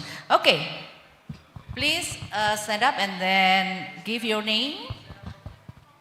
Oh, okay, Professor, and then from the other sides here, 1 questions. Ada 1 pertanyaan dari sini?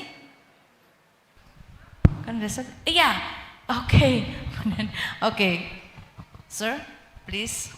Okay, thank you. Assalamualaikum warahmatullahi wabarakatuh. I am Aminullah Sagap, coming from Fakultas Ekonomi Universitas Dr. Sutomo. I am lectures in PhD program and also master program. I have read about technology, special for education. I read there are 4 technology right now change everything in environment, even in education. The first one is they call it big data, and the second is cloud technology.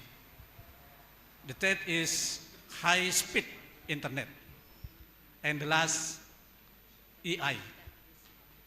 I already see that 3 presentations all discuss about AI, artificial intelligence, but I don't hear about the third one is cloud technology and high-speed internet and also cloud technology. Because there are 3 items, they're change. Also, AI change everything around us, even in education. Can you explain for us, especially for our students, how about the technology, 3, cloud technology, big data, and also high-speed internet, can make change everything, especially for the future. Thank you. Okay. Excuse me, sir. To whom you are going to give? Oh, for the all. Oh my God. Borongan. Yeah, so you get the questions, right? I can start first. Okay. Yeah, thank you for the question. I'll just stand. I'm more confident when I stand. Yeah, thank you for the question. Frankly speaking, when it comes to like a iCloud or AI, I'm still learning. Yeah, I'm still learning. So that's the reason, if you see, there are many big corporations and all that, even like many universities we can see, that they are pumping in a lot of money for like iCloud, tech, AI and all that. So I actually quite divert from that. I'm going to the street vendors where their digital knowledge is actually at a very lower level. So we want to actually expose them to the little of the digital skill. That's the reason we even like have the student buddies to actually give them like some benefit of the doubt. We even talk about like another, the more current one, as you said, like the iCloud and also like more of robotics and also the artificial intelligence. So my area of research and interest is still like not reached that level yet. Even though when we talk about like ChatGPT and all that, in the university where I'm working, we actually have the AI scale, where students use like 100% AI in order to do their assessments and all that. So even for the undergraduate and also the postgraduate. And of course, like at times it can be very challenging because the students are very much advanced with their use of like AI and all that. So even sometimes we as educators, we ask, if everything going to be done by the AI, then what we do? And another question we always ask, when we talk about AI, robotics and everything, to a certain extent, our jobs are taken over. So like the market is actually with the, who will be the consumers if everything is taken by the robots, AI and all that. So this is like the question that like I have asked like many people, but we still never get answer for that. Because like if like we are the one contributing to the economy, So if like everything by AI, robots and all that, who actually going to buy like the product and so on? So I think for more AI or chat GPT and also for the robotic cloud, I think there are like another 2 experts, they can answer the question well. Okay, thank you. Very short, Pak. I would like to tell my story about how AI changed or help or support our daily activities, our working activities.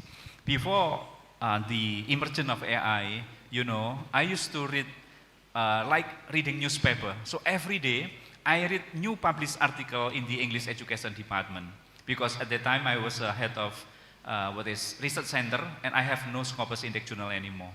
And all my colleagues criticizes me. How come a head of research center do not have any reputable publication? And I'm thinking hard. You know, I'm coming to my office at 6 in the morning and go home sometime at 9:30. Just reading, finding how other researchers write down the paper.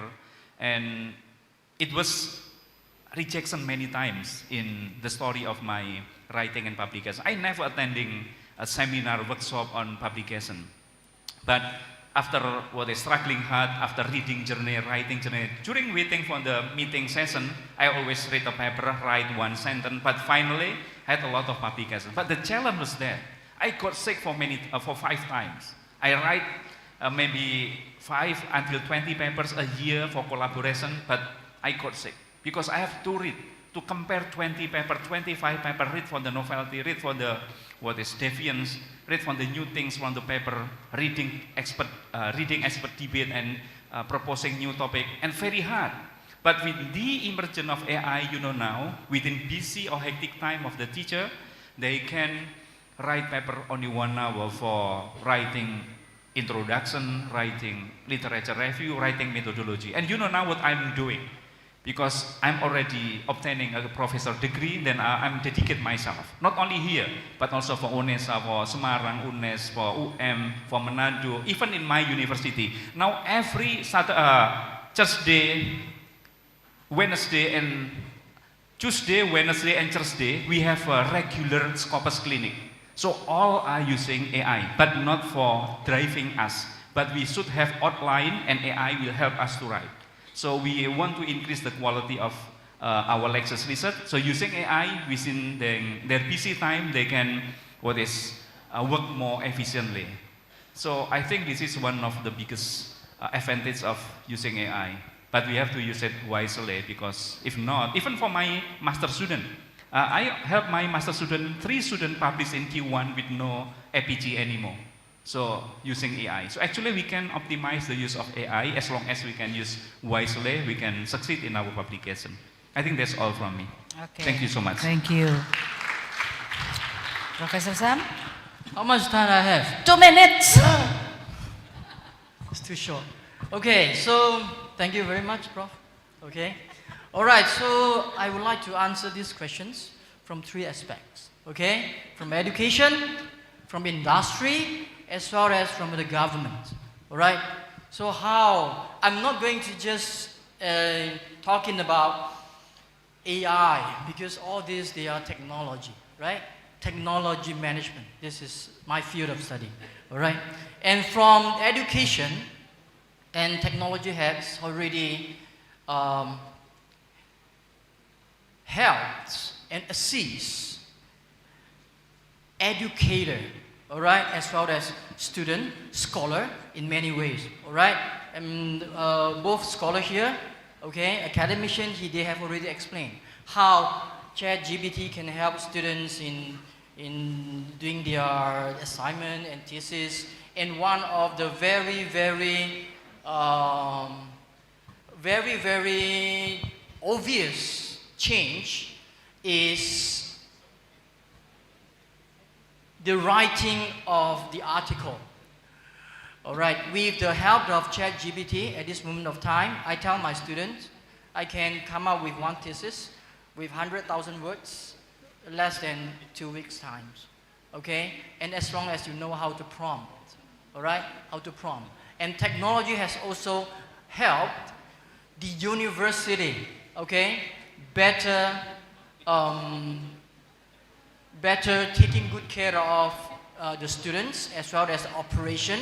You cannot imagine how China University is using AI and technology to do all the operation, including students management in the university. Okay, it's fantastic. Everything is AI, everything is big data, and then you can see everything running by the big data and come up with the a solution as well as the data for the management. Okay, it's fantastic. In terms of, as far as industry is concerned, as my presentation just now, I have already delivered a message that we cannot live without AI, not for the past 10 years, is in the future. All right, it changed everything. For example, one very, very big change of the drones, agricultural drones, and then this is really a very, very advanced technology, okay? And the drones itself can be a weapon. The drone itself can be tools to help the agriculture out of your imagination. I wish I have time or I have opportunity to share with you the latest technology in drones, okay? It helps industry to grow, save costs, as well as make more profits by the assistance of technology. In terms of government, and this also help the governments, you know, to better handle the citizens as well as all the systems. For example, 10 years ago, now I'm working with the Department of the Police, the Royal Police Department of Malaysia. Okay, back to 10 years ago, the scamming and internet scams, the technology they use is already improved out of your imagination. For example, let's talk about the technology in China. Okay. Sorry, So Prof. if Zam, you- your time is almost right. Give me another 30 seconds, okay? So as long as if you committed a crime, as long as you appeared in the public place in China, you will never run away. You can never run away from the AI. They can recognize you. And after that, they will freeze all your accounts and you will get caught in hours. Okay, in hours. So technology and technology management helps a lot and improves tremendously, okay, the operation, the efficiency in education, in industry, as well as in government sector. Thank you very much. Thank you. Yeah, so what we can conclude for today's presentations that we cannot avoid AI because this is the technology that we are going to deal, and we have to know about AI to improve our life, also our advance in scientists. So the science will grow with that technology. Human is very genius one and growing all the time. So that's our conclusion for the plenary session today. So thank you very much for the three outstanding keynote speakers today. Prof. Yudi, and then Dr. Sukamasari, and then Professor Sam. Thank you very much. We can ask them to have a seat. Shake hand with the professor. Yeah, so that's the end of our plenary session. For the presenters, please have lunch and break time while you are going to 8th building on the 4th floor to have your presentation there. And then for the committee, co-hosts and the keynotes, please come to 509 for having a break and lunch. Well, see you later on the plenary session. Have a nice break time. Thank you.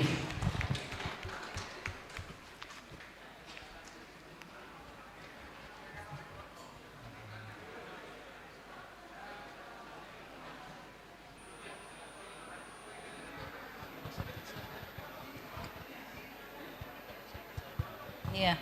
Baik, untuk para presenter silahkan untuk menuju ke gedung H, menuju ke ruangan untuk presentasi yang sudah ditentukan. Kemudian untuk visiting lecture akan diadakan di 408. Silahkan bagi peserta yang akan mengikuti visiting lectures menuju ke gedung H di ruang 408. Sampai jumpa di sesi